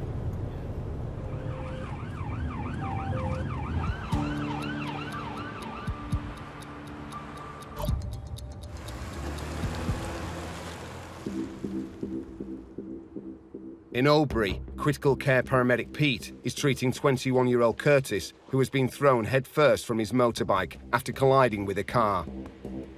Let's just try and keep him as still as we can, all right? The impact dislodged his helmet, and he now has a suspected brain injury. Pop his legs onto there. We'll get him on the stretcher. I think he's a bit hypertensive because I can't feel a radial pulse. Curtis's condition is so serious that he needs a trauma doctor to put him into a coma to protect his brain. But the air ambulance carrying one is still 8 minutes away. I think the priority, right, if we can get him on the back of the vehicle and we can do a proper assessment on him, we'll get some access. Curtis is losing blood from his head, but his weak pulse indicates internal bleeding too. We'll get full monitoring on him. We'll see what his BP is. I suspect his BP might be low, so it may be that he needs some TXA, all right. Well, if we could get some head blocks on just to keep his head still, all right. So you've got IV access, that's Nice one, all right. Is that the TXA, is it? Yeah. Pete needs to give Curtis tranexamic acid, or TXA, which helps prevent excessive blood loss. Let's get full monitoring on him if we can, and let's see what his observations are. Let's cut his trousers off and get that skin to skin. All right. The doctor on board the air ambulance is now just moments away, but Curtis is deteriorating by the second. Is he breathing? Yeah. His respiratory is very shallow. It's obviously quite poorly. Let's get an airway in him if we can. What we might need is a BVM as well once we've got that. So let's get that eye gel in first. 29 minutes after the 999 call, the Midlands air ambulance arrives with critical care paramedic Ryan James and trauma doctor Ben Taylor. He's collided with that car, or the car's collided with him. It's thrown him off, his helmet's come off in the impact. He's got a big head injury. He's been spontaneously breathing, although he's very shallow. I'm setting up for RSI. I'll leave you set up, carry yeah. I'll assist. All right, yes please, yeah. Is that all right? Sort of drugs up. Yeah. He's had some TXA due to mechanism. Yeah, I've drawn some ketamine off. There's 160 left there, Ben, because he's had 40 out my 200. The critical care team use a range of powerful anaesthetics, like ketamine, not carried by ambulance crews. They can also perform procedures normally only done in hospital. We're going to give an anaesthetic just to protect his brain and give him the best possible chance of recovering from his injuries. Putting Curtis into an induced coma might give his brain precious time to recuperate and encourage any dangerous swelling inside his skull to subside. So plan to the RSI within the next 5 minutes. To place Curtis into a coma, he first requires RSI, rapid sequence induction, an advanced critical care respiration procedure that Pete decides is safest to do outside the ambulance. Because the process is quite risky, we need to have 360-degree access. So if the patient starts to deteriorate for any reason, or we're having difficulty with the airway, we've got good access and we're not sort of fighting over each other. Dr. Ben then prepares to put Curtis into a coma with 2 injections, a sedative and a paralysing agent. BVM. Yeah, on. End-time. End-time's on, reading at 3.0. BP systolic. The last systolic was 127. And cycle set. Cycle set every 3 minutes automatic. Saturations. Okay, drugs going in now. Okay, fentanyl's in. Ketamine is in. Okay, everybody ready? Okay, so oxygen mask is coming off. Okay, there's no loose teeth that we've seen. So, got the blade, and I'm going to open his mouth as wide as I can. We're going to go for the video So we've got first. video scope first with a size 4 blade. Okay, we've got a backup of a Mach 4. Yeah. Batteries checked, charging. Okay. A laryngoscope, a camera with a screen, allows Pete to look into Curtis's airway for obstructions. I'm going down the right-hand side of his mouth, sweeping the tongue to the left, and I'm going to walk down as I go and looking for landmarks. I've got the epiglottis, but... OK, a bit of suction, please. Suction. There's quite a lot of phlegm at the back of his throat.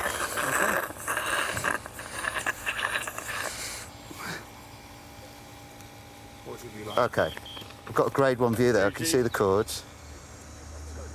With a clear path, the breathing tube can be inserted into the trachea. OK, I think through the cords and the black line, we are 22 at the teeth, Ben. OK, we've got misting of the tube. OK, I'm coming out with the blade. Cheers, thanks. Curtis is now in an induced coma and breathing with the aid of a ventilator. Dr. Ben and the ambulance crew have done all they can. It's nice and steady, buddy. Okay. The importance of our services, we're bringing some of the emergency department to the patient rather than the patient having to wait to get to the emergency department. He's been anaesthetised a lot faster by us getting a doctor quickly to scene, so we've saved him some time and hopefully improved his outcome that way.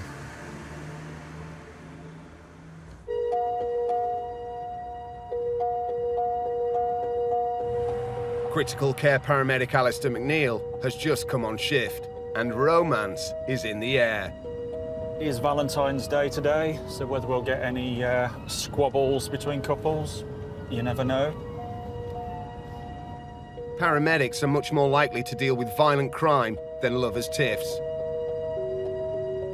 Last year, there were over 90,000 in the West Midlands alone, many ending with on-street life-saving trauma treatment.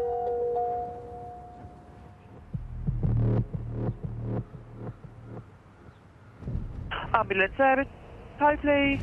Father has beaten son with a pole, potentially. The son has a hole in his head and he's bleeding. The son's 37 and the father is age 63. Is there a lot of blood there, can we ask? The blood is dripping. Brain matter cannot be seen. However, there is a big hole.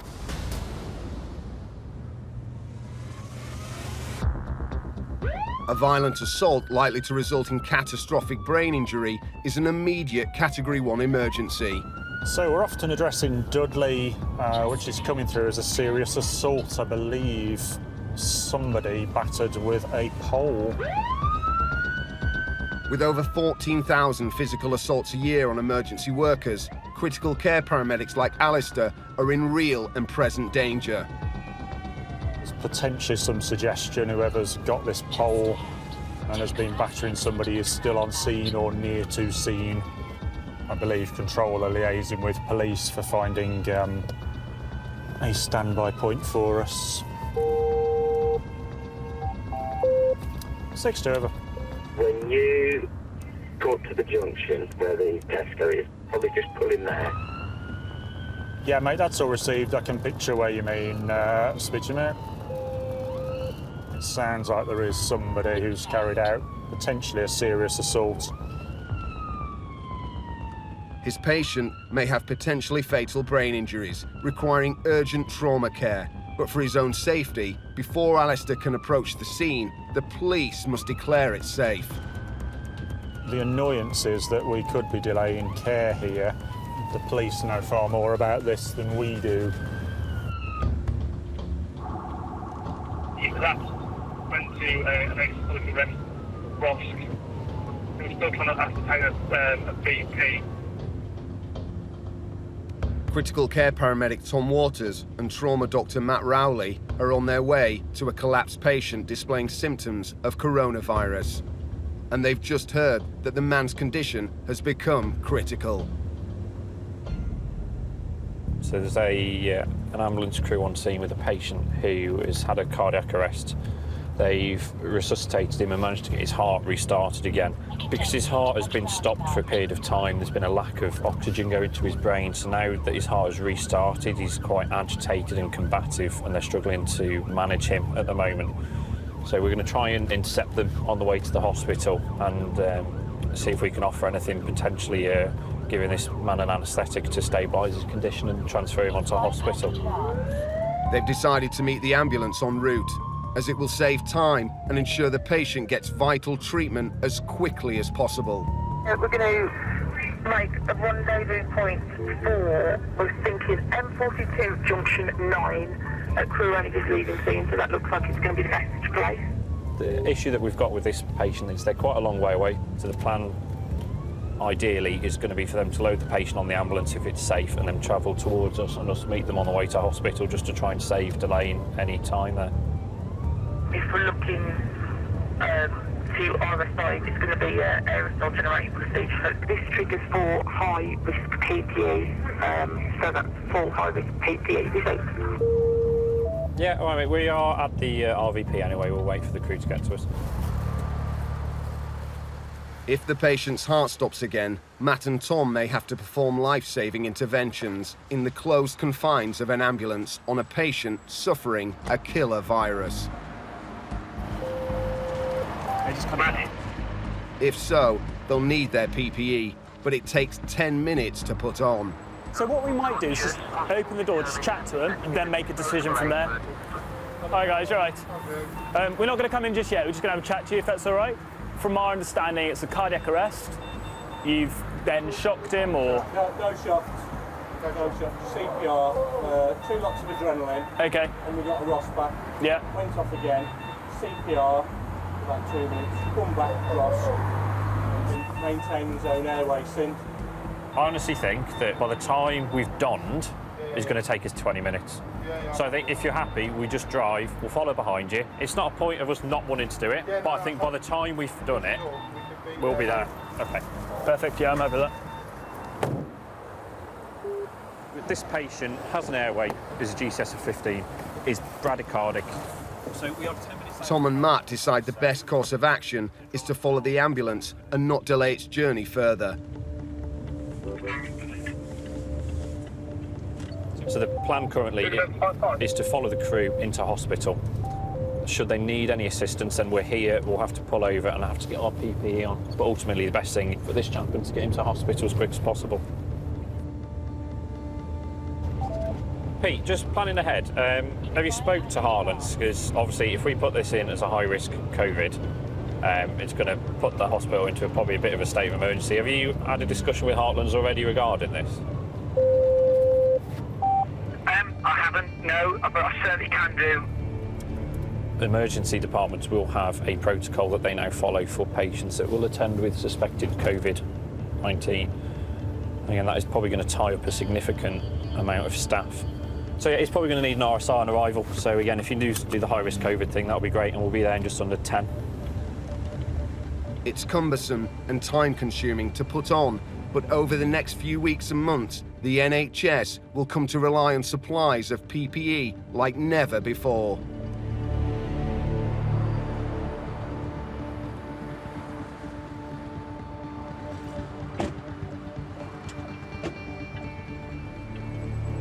Quite rightly, the ambulance crew that had treated him had put their high-risk personal protective equipment on, which involves a suit, boot covers and a respirator, so that they're not breathing any infected air or any infected air droplets around them. For us to do that would probably take around 10 minutes for myself and Tom to both put our PPE on. So that's 10 minutes wasted where the patient needs to be at hospital and at definitive care. So because the patient was relatively stable at this point, we made the decision not to delay things further, but to escort the crew to hospital with us being available should he need any interventions.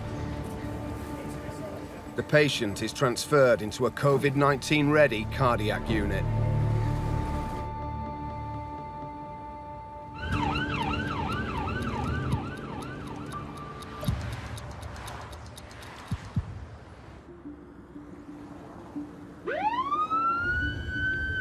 Numbers at the moment: pulse 115, 14191, End tidal 4.2, stats are 86%, but he's cold. In Hales Owen, critical care paramedic Rob Davies is en route to hospital with 80-year-old Keith, who is critically ill following a cardiac arrest. Go 50 to start off with. Does that sound reasonable? His condition is so serious, Rob phones ahead to discuss his plans for treating Keith. My plan is to give him some rocuronium just so that I can just better ventilate him. Rocuronium bromide, or ROC, relaxes the muscles and allows the team to completely control Keith's breathing and optimise the oxygen getting into his body, which is vital after a cardiac arrest. He's probably 80 kilos, something like that. So 50 seems about reasonable, doesn't it? We got a good end tidal trace. A correct dosage is crucial. Essentially, what we're trying to do is buy some time to keep the major organs oxygenated, primarily, the brain, heart and lungs. I'm going to have that out, so some vomit there. But Keith's condition worsens when he begins to vomit. Okay. To prevent him from choking, Rob uses a suction probe to clear Keith's mouth and throat. Let's just have you've got it there, I'll just go down the side. So the end tidal, I think, is blocked now, so you can hear it, yeah. Vomit blocking his ventilation tube could starve Keith's brain and other vital organs of oxygen. Just going to get a new end tidal.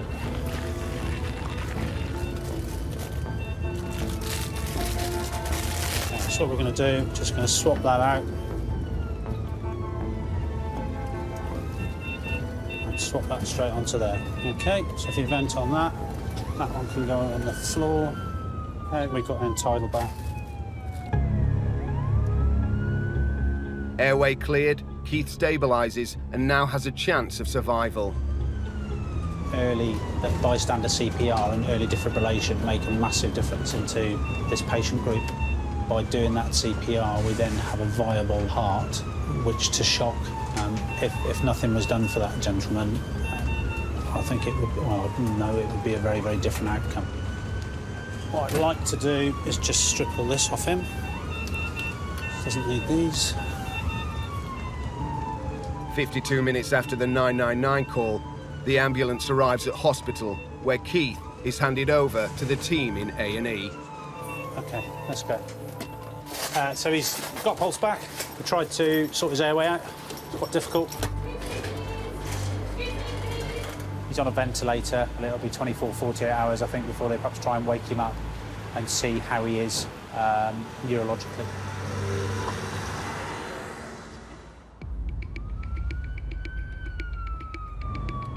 Critical care paramedics undergo 2 years of specialist training for code red emergencies. Right, we're going to cut this off. Whether it's resuscitating a person in cardiac arrest or saving someone after a horrific accident. You're doing a great job. Sit well done. Nice deep breaths. Nice deep breaths. Keep going. 7062, go ahead. And a call's just come through that's about to test the trauma skills of critical care paramedic Steve Mason. Roger. Thanks a lot for that.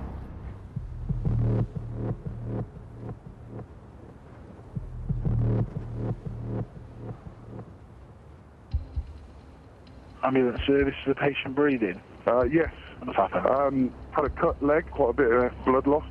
What's the address? In a basement construction site. Just cut his leg on something down there. How much blood did he say he's lost? Fine. Don't move in. We'll be there as soon as we can. Accidents on building sites can be extremely challenging for the critical care teams. Dealing with life-threatening injuries in hazardous environments calls for calm under pressure. An ambulance crew is already on scene, but because of the potential severity of the accident, critical care paramedic Steve is also en route. 62, just arriving on scene. Is there any other resource on scene? The crew were booked to attendance 1406, over. Soon after the hoarding, take a left. OK, cheers, buddy. Thank you. Arriving at the site of a large office block development, Steve is directed down to the basement level. Roger, made contact.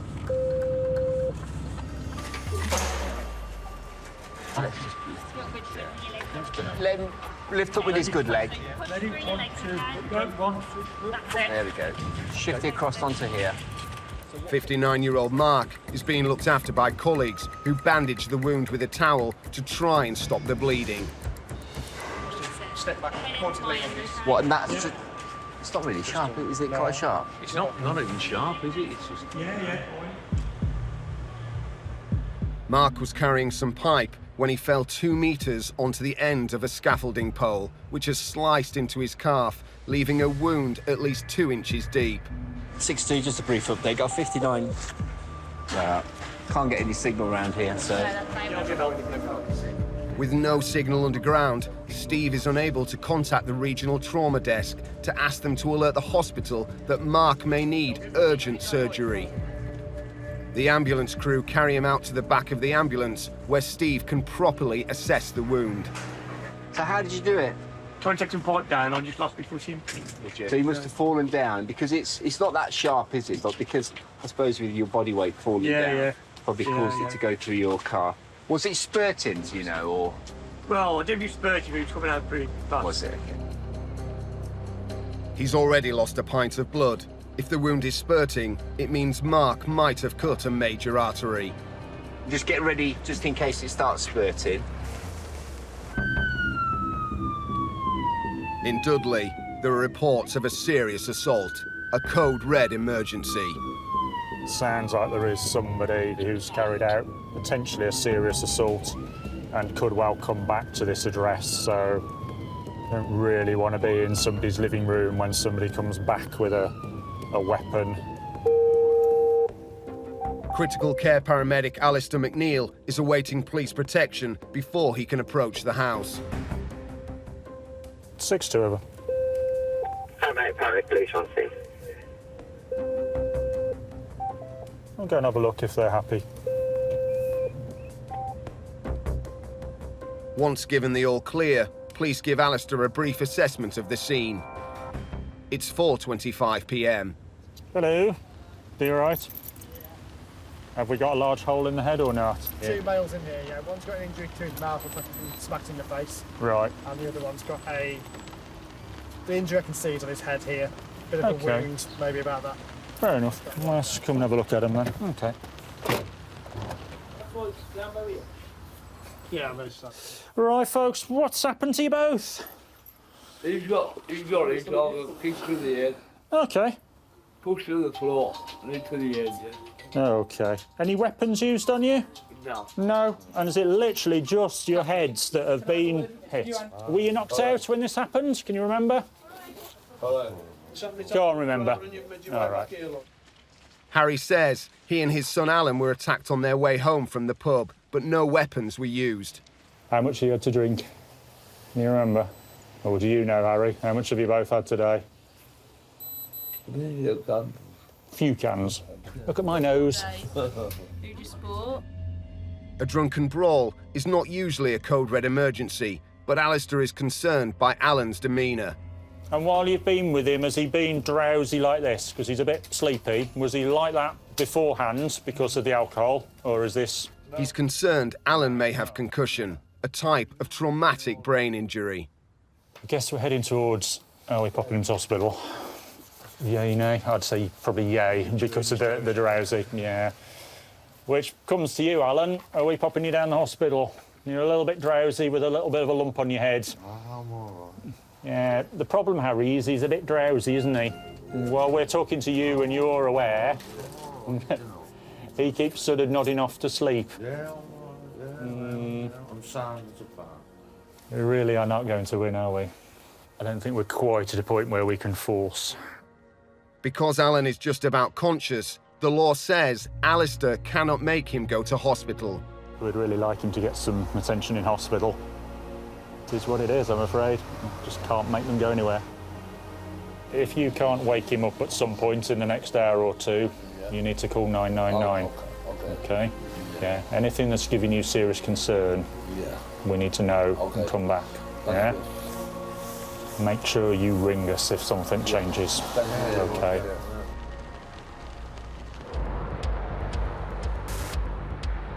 And so it was bleeding quite a lot. Can you move your foot? Yeah. Good. On a Birmingham building site, construction worker Mark has lost a lot of blood after falling and ripping open his right calf on a scaffold pole. And that's the only injury that you've got at the moment, just that one, yeah. Colleagues bandage the wound, but now critical care paramedic Steve needs to assess the injury and see if it requires immediate surgery. I'm going to cut your jeans up a bit, fella. Okay, mate. So if you get the bandage ready. A serious arterial wound can result in death in 5 minutes. So who did this? Your colleagues? Yeah. Yeah, they did really well then to stop. Yeah, it's very good. It's a little bit soaked. Okay, so what we'll do, I'll cut it, keep the pressure on it, and then lift, and then have a quick cursory look. You know. The soaked-through temporary dressing is removed to reveal an 8-inch wide gaping wound. So let's cover it up so I can see muscle and fatty tissue. You know, it needs some cleaning and hospital. Probably need to go to theatres for it just to get it washed out. Yeah. That piece of metal has gone through your skin and gone through the muscle sort of layers. Yeah. But you've got good circulation, you've got good movement. So it's just an isolated injury. So we're just going to find out the best hospital to take you. Yeah. Confident that Mark isn't at risk of bleeding out, Steve now wants to get him to hospital as quickly as possible. Hi, Ben, it's Steve. Hi, mate. Yeah, it's not very good. So you got a 59-year-old male patient that he was working up on a little bit of a height, and then he's sort of fallen back. And as he's fallen back, his right calf has gone past a metal sort of sharp object and sort of torn his right calf open. But it's the whole length of his right calf. So GCS of 15, heart rate of 68, blood pressure of 167/73. It does look quite nasty. There's some skin loss, so I'll probably think it's probably best to go to the QE just because of this injury. Mark's wound may require a skin graft, so he is sending him to the specialist doctors at Birmingham's Queen Elizabeth Hospital. So you don't want any pain relief at all? You're happy? With the situation under control, Steve decides to leave Mark in the care of the ambulance crew for the journey to hospital. Happy? Yeah, happy, thank you. Look after yourself. Thanks a lot, thanks Yeah. No worries. All good. As Steve waits for his next emergency, he can reflect on how much worse things could have been for Mark. What we need to be worried about is people suffering with catastrophic hemorrhage. So if it had nicked an artery and they hadn't have got pressure on that to stop that artery from bleeding, then things could be a lot worse. But although it does look quite bad, you know, hopefully it'll make a speedy recovery.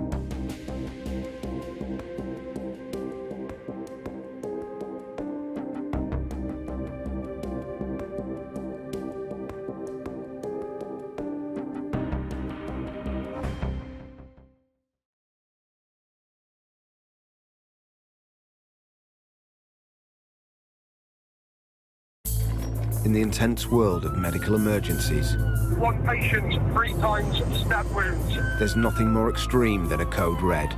It's a 2-car RTC. That's correct. It means there's an immediate threat to life. Got 1 male still trapped in the vehicle. In the West Midlands, a highly specialist team are on call 24/7, ready to race to these major traumas. ETA 4 minutes. By road, and air, 03, we are lifted from Cosford. responding to the most severe 999 calls, Open up the Lucas device over there for me. day and night. All right, well done. From car crashes Yeah, just need to check. to stabbings. We're going to put some oxygen on you, pal. Here, where time is critical, lives will be saved. On roadsides, in back gardens, and inside homes. Okay, coming off the chest. These emergency doctors and paramedics use cutting-edge trauma techniques and surgery normally only seen in operating theatres to save people from almost certain death. Sorry, mate. I know, mate. I know. We're going to sort you out. Filmed over 2 months with the critical care team, Ready, set, slide. we captured every vital second as these specialist crews work to save lives. On roll. Ready, steady, roll. Tonight, He's got a traumatic brain injury. a head-on collision leaves a man fighting for his life. We have to presume he's bleeding in his brain. Multiple stabbings in a nightclub. Hey, right, my name's with the ambulance, mate, all right? A child has a deadly allergic reaction. Can you do this medical alert? This swelling is getting more pronounced.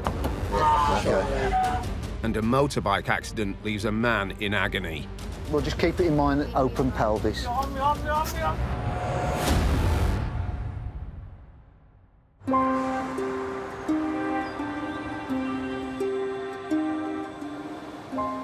So I've checked the critical care drugs. I'm happy with those. Lovely. You've got all your armoury there, Mark. That's fine, I'm happy.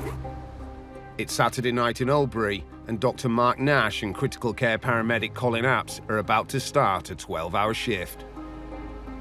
You could argue that Saturday nights people are out more likely to be out having a drink, enjoying themselves, and therefore later on in the evening we might get some fights. Road accidents increase when people have been out drinking, but yes, there are possibly certain patterns to what we might see on a Saturday, but we will go open-minded to everything like we always do and see what happens.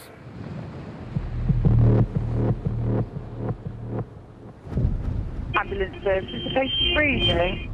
I'm a taxi driver. I've seen a just accident on by the mosque before the roundabout. Okay, and how many vehicles are involved?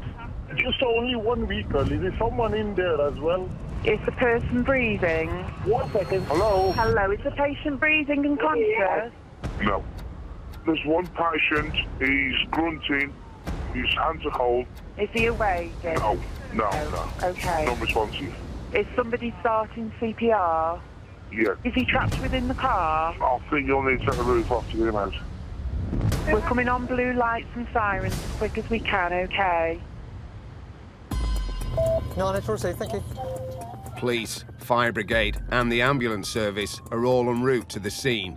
But with a man's life in danger, Mark and Colin are also needed. Never good, never good. Road traffic accident, I think car versus wall. Good mixture of things coming through, giving us unconscious and giving us cardiac arrest.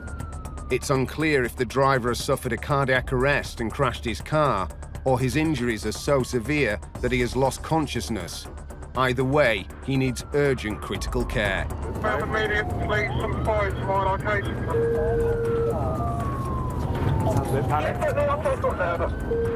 Whiskey 55, just confirm, please start on route. As the other emergency services converge on scene, Mark and Colin must brace themselves for what they will find. No, it's on scene.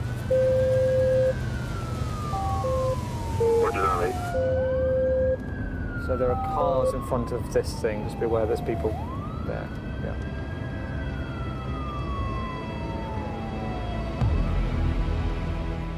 Arriving at the crash site, they discover the ambulance crew have managed to get the man out of the badly wrecked car.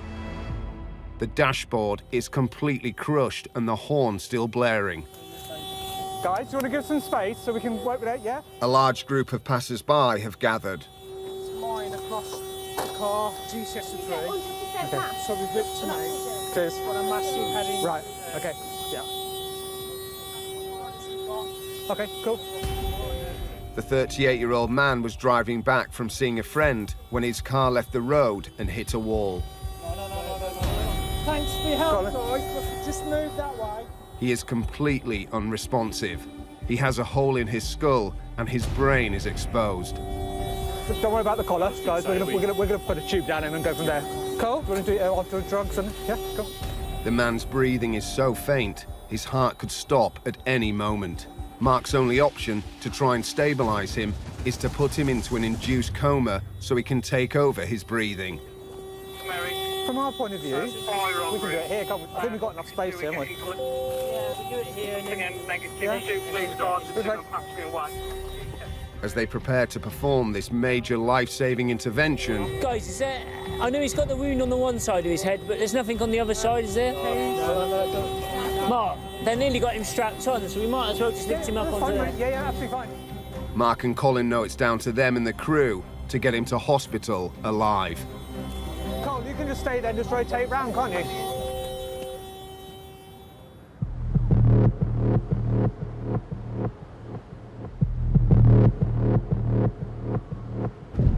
Ambulance service, the patient breathing. I've got two stabbing. Yeah, two stabbing. Where's he stabbed in his back? One of my bitches just passed me. Sir, listen to me. I don't know how to breathe. Please help me, man. My bitches are dying, man. Please. Hey guys, so yeah, we've got that stabbing, it's a double stabbing in Wolverhampton. We're running at a channel 81. If you guys are clear and start heading that way, that would be great. Yeah, send it on us, mate. We're good to go. I'll change over channel now. Police and ambulance have been dispatched to the nightclub where the attacks have taken place. Reducing the number of deaths from stabbings is one of the critical care team's main objectives. So paramedic Ian Locke and Dr. Ravi Chauhan are also en route. The fight is still going on in this location, so offenders still on scene, fight going on in the background. For Ian and Ravi, being called to a stabbing is far from unusual. In the West Midlands, there are around 60 stabbings a week. Well, so the update from there was there's a large fight and reports of 2 people stabbed. The fight is apparently still ongoing. So. With the attackers still believed to be on scene, Ian and Ravi wait until the police give them the all clear.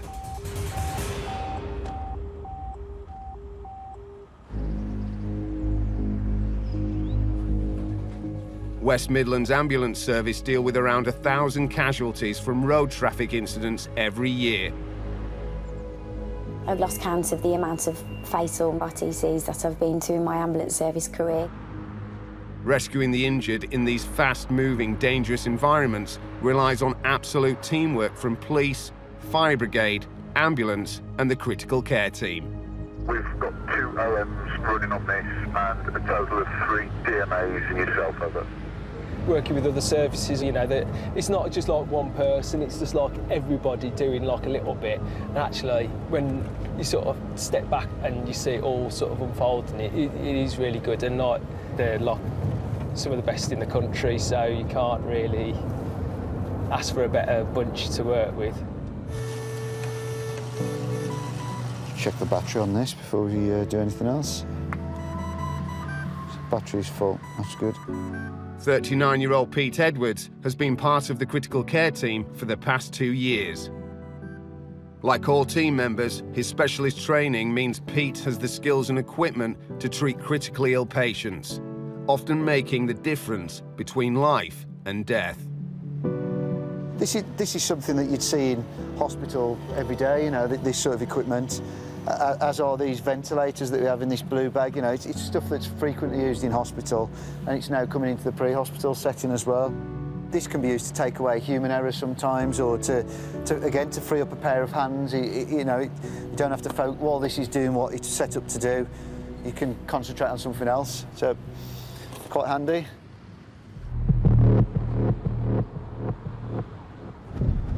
Ambulance service, is the patient breathing?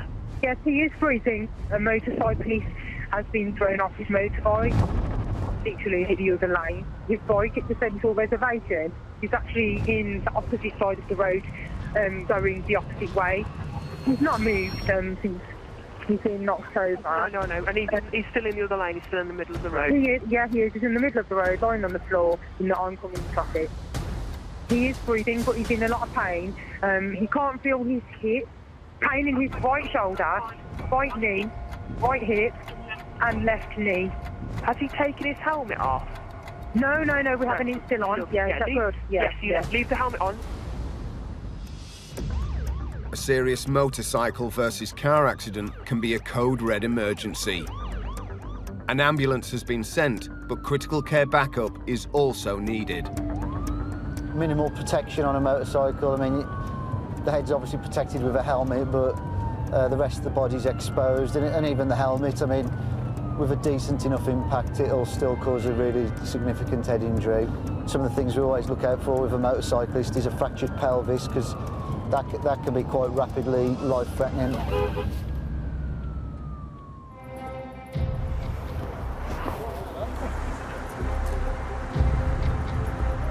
How you doing, all right? So we've got Ian here. Ian. Hello, Ian. I'm Pete, one of the CCPs. So Okay. at the moment we're complaining of right shoulder pain. That's his biggest pain area that he's got at the moment. Yep.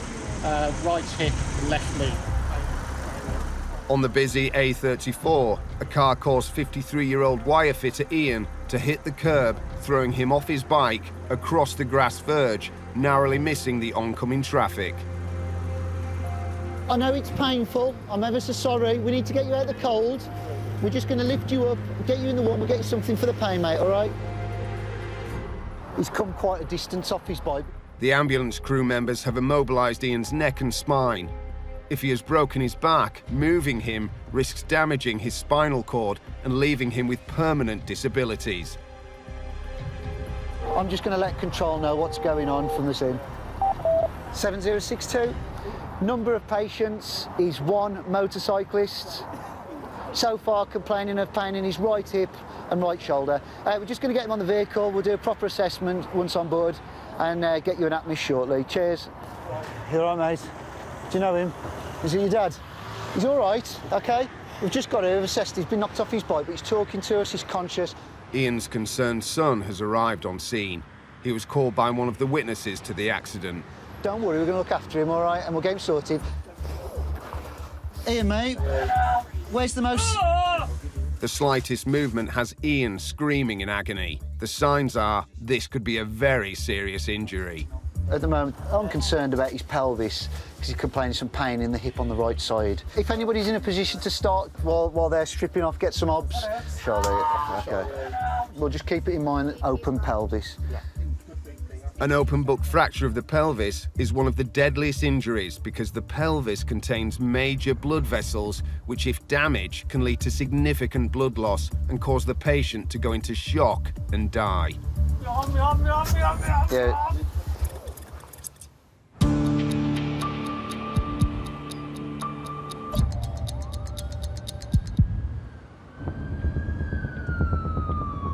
Your vehicle, can you come to see to the location, please?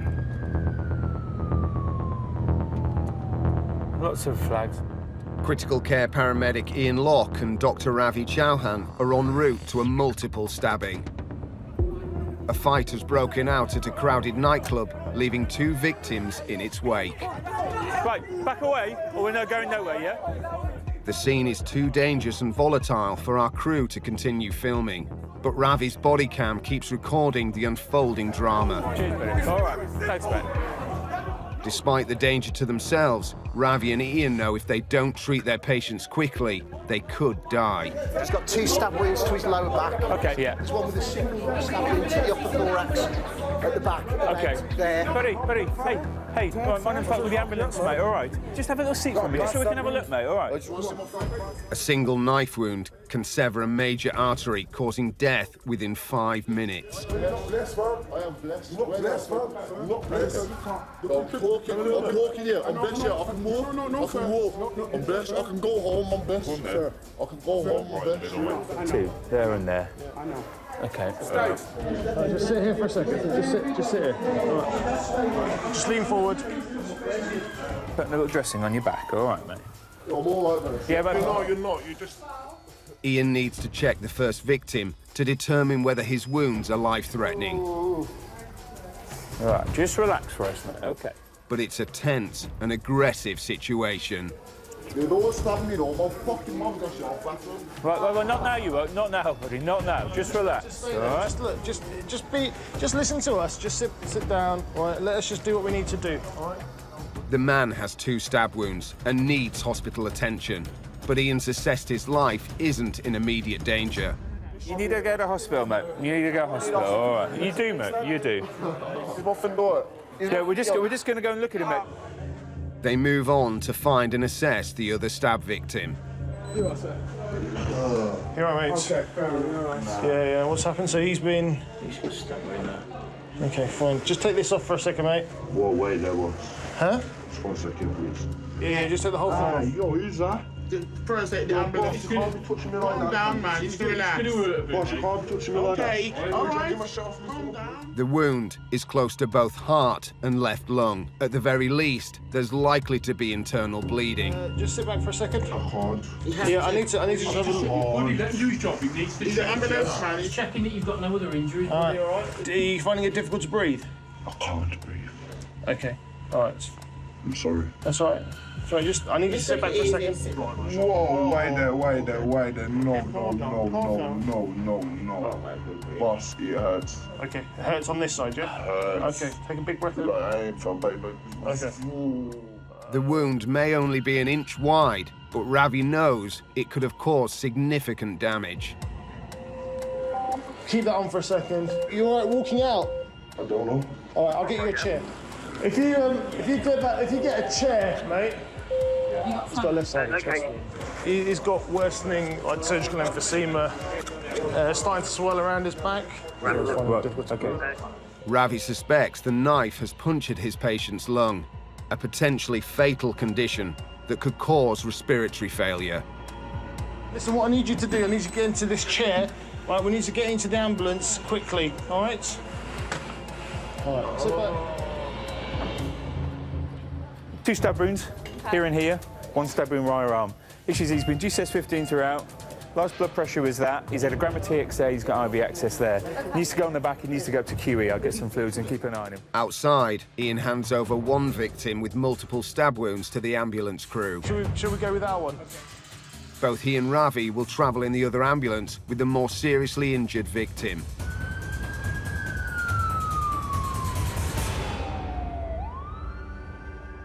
They take him to the Queen Elizabeth Major Trauma Centre in Birmingham. He is one of 5 stabbing victims that are treated here every week.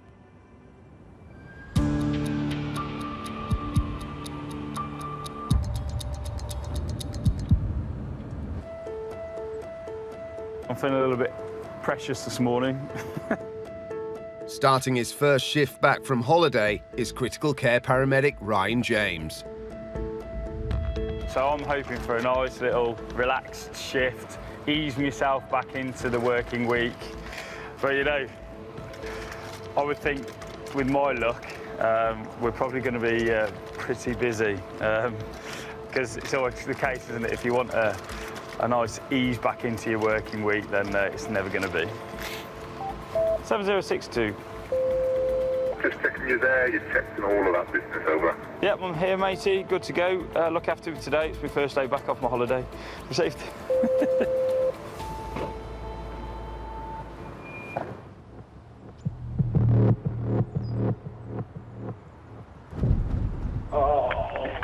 Hello, you speak to the ambulance service. Is the patient breathing? Yeah, he just walked out and fell right over. He thinks he's broke his ankle. All He right. slipped on the ground, it's wet. And it's his ankle that he thinks is broken? Yeah. Has he got an obvious deformity? Have you got an obvious deformity on it? The bone pops out. It's deformed. Did he say it's going the other He way? says it's deformed. We will be there to him very shortly. Okay then. According to the update I've just received, this gentleman has got a angulated, complicated fracture. Basically, his foot is facing a different way to where it should be facing. And we have got some alternative analgesia that the crews don't carry in the form of intravenous ketamine. With complex fractures, there is a risk that the deformed broken bones are interfering with blood supply to his foot. The crew's still not answering, so no update for you, but I'll keep you running over. 6-2, Roger, all received. Ryan may have to perform an emergency intervention to realign the foot, an agonising procedure that requires skilled use of high-strength sedatives. What I shall do is we're just pulling up in about 30 seconds. We'll go and have a chat, see if we can assist. It looks like he's not going to get the post-holiday easy ride he was hoping for. Here we go.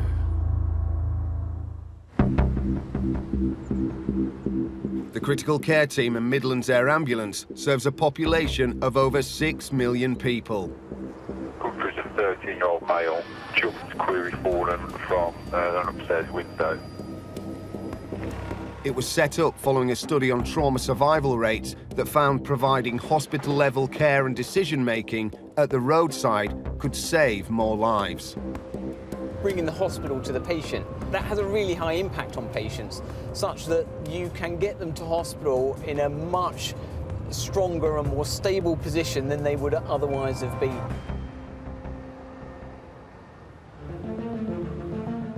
In Wednesbury, 8 miles northwest of Birmingham. Right, guys, so current plan, you're doing a grand job. What we're going to do in a minute is we're going to go up onto the trolley there. Dr. Mark Nash and critical care paramedic Colin Apps are trying to save the life of a 38-year-old driver who is unconscious with a serious head trauma and may be suffering from a potentially fatal bleed on the brain. Colin's going to be on the right-hand side with all the airway kit. What we're trying to do is we'll just move the monitor down to be alongside. Is that okay? Does it make sense? Yeah? Cool. So I'm going to do ketamine, sucks, and some rock afterwards, and then we can go from there. And he's pretty fast at the moment. We're going to be literally going straight up there, and then we're going to put a tube down him and go from there. The patient could die at any moment. So Mark, a consultant anaesthetist at University Hospital North Midlands, is going to place him in a medically induced coma so they can control his breathing and protect the vital supply of oxygen to his brain and organs. Cole, you got the VL? Yeah, it's all ready. I'm just going to do a mental check through. So scope, yeah. Tube, you got a bit of gel in it? I just a bit strange in the end. There's the KY.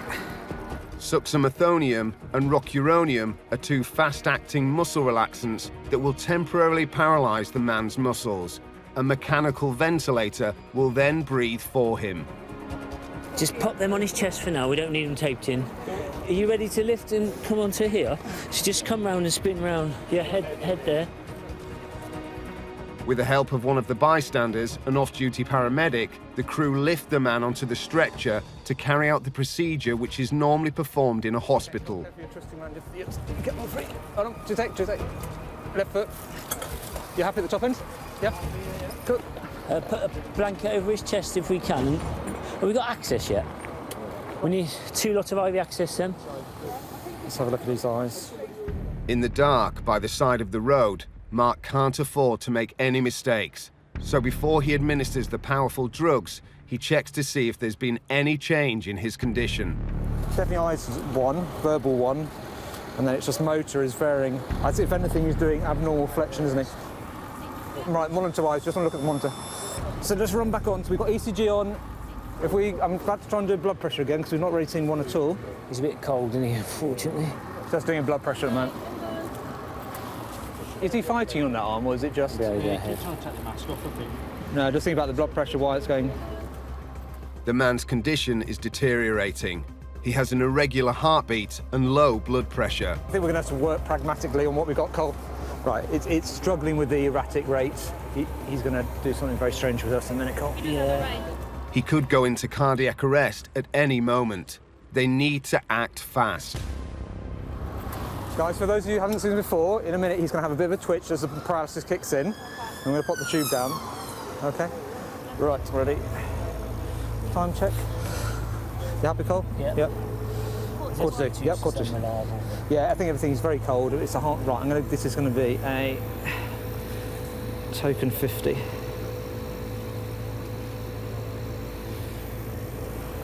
Okay, and Sux is going through now. The dose of Sux will take a minute to take effect. It's Quite swollen there. Let me know when you're ready, sir. Yeah, that's the drug kicking in. Quite slow circulation, right, actually. As the drugs kick in, the muscles in the man's arms convulse. He is now completely paralysed, unable to even breathe for himself. Okay, all yours. Colin now has 5 minutes to get the breathing tube in place and start ventilating him, otherwise he will die. It's epiglottis, grade 1. Yeah, ready? Yeah, he's got just a large epiglottis.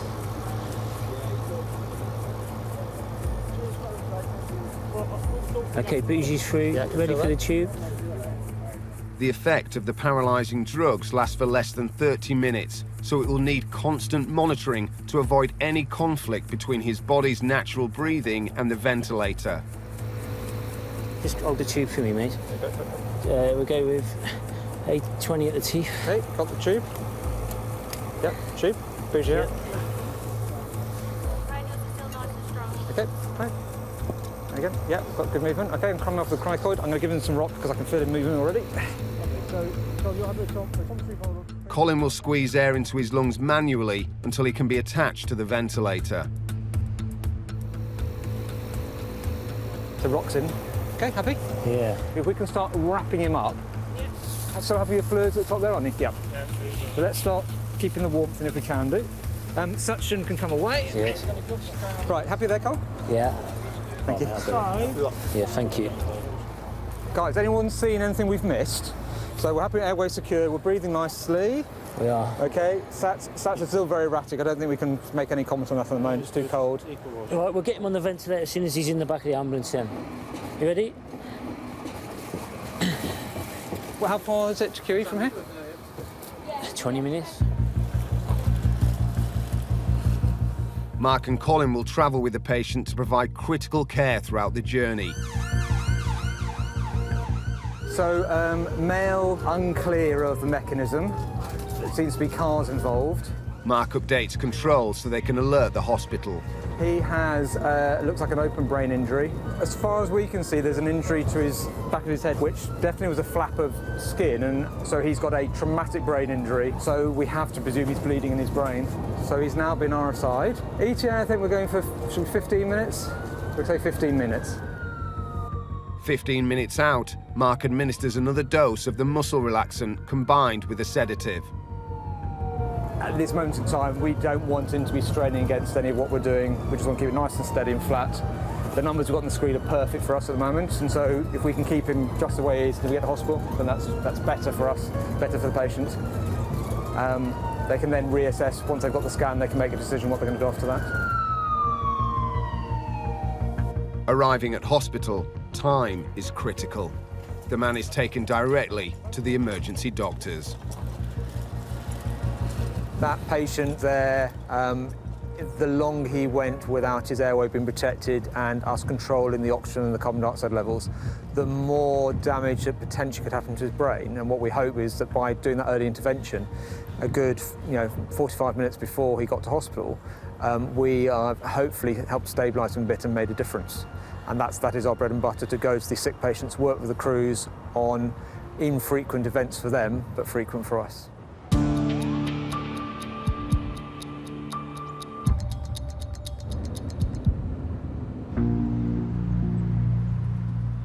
12 miles away in Cosley, hello, critical care paramedic Ryan has just arrived at the home of a man who has badly broken his ankle. The bones are protruding through the skin. What's happening? Hi, Adrian. He slipped outside and he thinks his ankle displaced. He's not sure whether it's gone outwards or inwards. Sure. 47-year-old Adrian lives with his parents. After he fell, he managed to drag himself back inside, and his father called 999. Not the Sunday morning you were hoping for, then? No, not really. No. Tatty's ready. I know, I've just noticed you've got your Sunday roast all prepared, ready to go. Knew we were coming, didn't we? A complex open fracture must be quickly realigned to prevent serious infections and re-establish blood flow to the foot. It's a procedure Ryan has done many times. He's clicked it 3 times back into alignment. Have you actually? What, before these ladies got here? But today, his skills won't be needed. Wow, mate, I can't believe you've put that back into alignment. You know. What made you do that, do you think? Was it just hurting too much, or? Yeah, well, I thought I was trying to get up. Yeah. And I thought, I ain't going to get up without it the way it was. So Yeah. How far angulated was it? How far? It just stayed like 3 times over. Really? Blimey. Back old school treatment. I don't even know why you needed us to arrive, really. Adrian's dexterity has served him well. Incredibly, he managed to manipulate the bones back into alignment himself. A delicate and agonizing procedure that usually requires high-strength painkillers and sedatives. You're a brave chap. I'm surprised you haven't just called a taxi and hobbled on in there. There you go. Right, hold that on your mouth and nose. Make a tight seal. That's it. And then just breathe that through. I think we'll get you to a state of mind where you're not worried about what we're doing, and then we can pop your foot on that splint and get you splinted. Do you want to do leg or splint? Happy his pain-tolerant patient doesn't need any advanced pain relief, Ryan continues to give Adrian gas and air to take the edge off any discomfort he may feel. Happy? I'll go above and below. You slide it up. Okay, I'm just going to lift your leg up now, okay? Nice deep breaths. Nice colour, nice circulation. Keep going, keep going. You've got the old, that's it, on that side. Right, what this is just going to do is just going to tighten up around your leg and go firm, okay? To stop the bones coming out of alignment on the journey, the ankle is encased in a vacuum splint. Ready, set, lift. That's it. Keep your arms in, mate. Happy? Ready, set, lever. Once he's on the ambulance, All right, ladies, take care. Nice to meet you. All the best, mate. Ryan is happy to leave Adrian in the care of the crew while he gets ready for his next emergency. He's clicked it 3 times back into normal alignment before the ambulance crew and myself got there. So pretty impressive, really.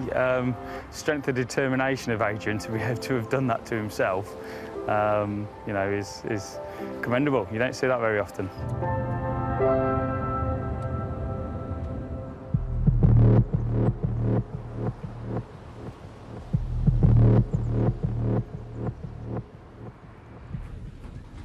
Ambulance service, did the patient breathe in? Yes, it's my 2-year daughter. And what's the reason for the call today? She cannot open eyes, full swelling on her face. And it's her whole face that's swollen? Whole face, especially eyes. Now she wants to sleep. Okay, if you pick her up, does she go limp or floppy like a rag doll? Oh, yes, everything. Yeah. Everything's floppy? Yeah. Okay. Has she had a very severe allergic reaction before? Never, ever. We have got that help coming as quickly as we can. 15 days later, patient has bilateral wheezes and evidence of facial swelling. So have we got any history on this address, what they're allergic to, ever? Can't see anything in the video, mate. No worries. An ambulance has been dispatched to the address, but a 22-month-old child suffering severe allergic reaction is a code red emergency, so critical care paramedic Steve Mason has also been scrambled. If they've got facial swelling, you need to be concerned about, you know, the airway being closed and then that compromising the patient, because obviously they haven't got an airway, they can't breathe, and there's some abnormal soundings on this patient's lungs. So a wheeze can indicate that, you know, the airways are quite tight and constricted. So, well, it can be life-threatening. The child's worried mother has reported her breathing is laboured. Steve knows in these emergencies every second counts. Ian, have you got any medical problems? No. And have you got any allergies? No. Can you lift your right leg up a little bit? Yeah? Nice, okay. In Birmingham, Ian, a 53-year-old motorcyclist, has been thrown off his bike, and critical care paramedic Pete has not yet ruled out a fractured pelvis, which could be life-threatening. Sorry, and your right leg? Is that any pain? Yes. Where? In here. Okay. I suspect it's more hip at the moment. He's moving all his limbs, he's lifting his legs, which is because we were concerned about his pelvis, but he can lift his legs, which I think that's a positive sign in terms of hopefully it's more hip than it is a true pelvis injury. But where's that pain, Ian, in your hip? Yeah, you think of that there. And again for me. Yeah. Ian, can you turn this foot, can you turn it to the side? He's able to rotate it. Yeah. And this one, and can you try and lift it again a bit? That hurts. Where about? Okay, relax. He's holding his leg up. Okay. So like anatomically, he looks in line, his lung bones are intact.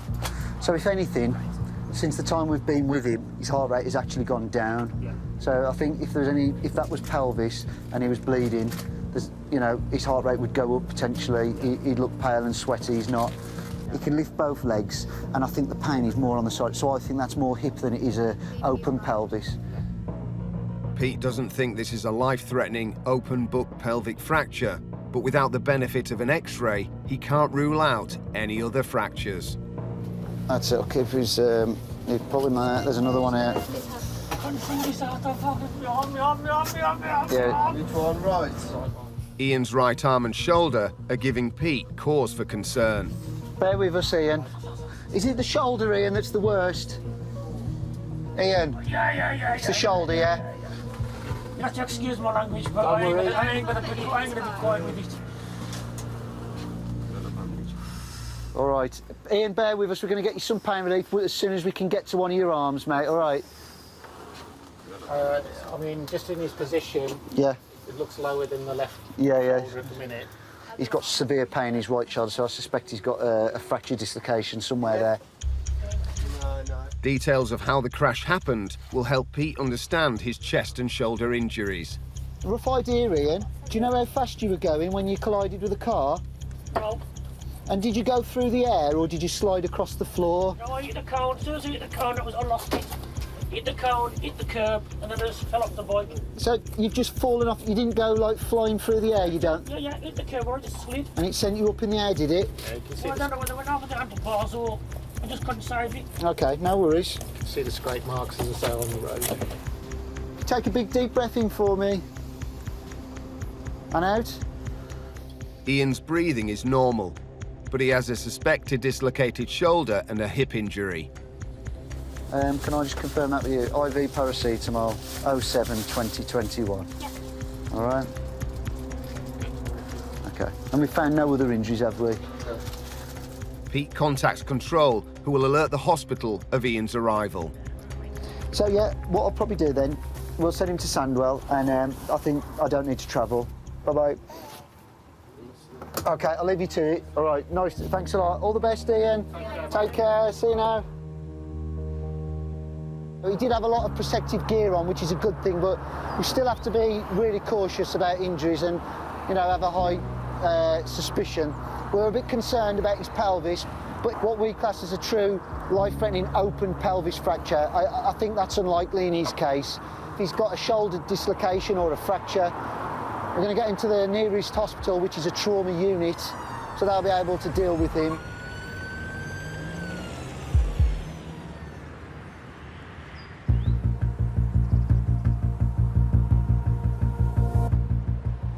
Hi, you all right? Yeah. In Smethwick, Steve has just arrived at the house of 22-month-old Anit, Every day. who has a wheezing chest and an increasingly puffy face. It's got a lot worse in the 10 minutes. What has she sort of been allergic to, do you know? All indications of a serious allergic reaction that needs emergency treatment.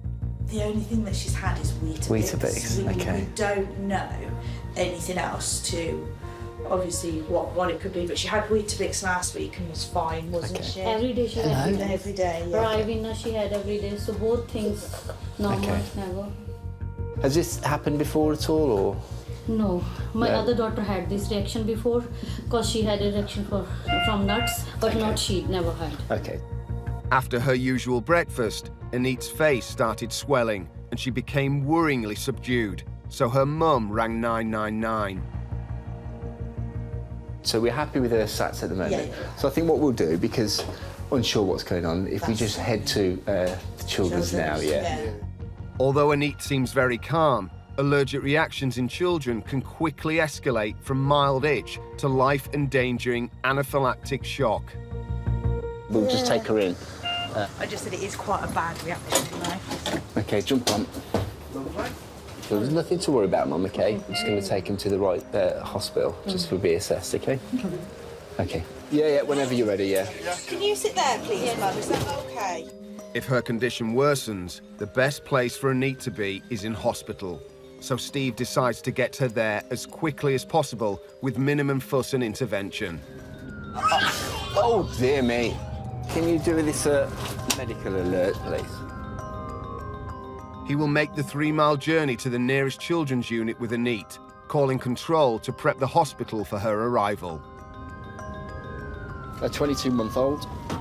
She's developed a sort of swelling to her eyes and to her sort of face area. This swelling is getting more pronounced, so we're just going to alert back into Sandwell, please. And we'll be at Sandwell in how long? In about 5 minutes.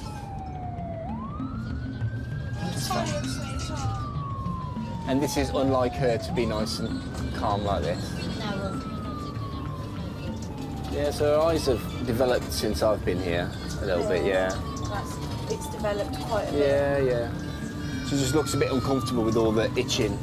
If that swelling gets really bad, affects the tongue, closes off the airway, then you've got potential airway issue. You've got no oxygen going into that patient. If the airway completely occludes, then, you know, what we need to do is try and act on that quickly to sort of stop that. So you said your other child suffers with this? Yeah. What has she been diagnosed with anything at all, or? She had allergy from birth sometimes. Nuts. This kind of allergy I seen on her. Okay, and does she carry an EpiPen around with her? And no. She's normally fit and fine, so the thing that just once she had allergy from that. Okay, no worries. In the last 5 years, the number of children hospitalised with life-threatening allergic reactions rose by 72%. I'm concerned that she's got some swelling going on, so she's got a reaction to something. So whatever's going on, you know, it is looking at. She's a bit uncomfortable because she's scratching. You like Canada? Arriving in hospital, Anit is carried through to the waiting paediatric doctors. Really, with that patient, I think the more we would have done to her, the more stressed she would have become. So, hands-off approach, let her watch something on the phone, and she was nice and calm all the way in, and we just got her in, which was great.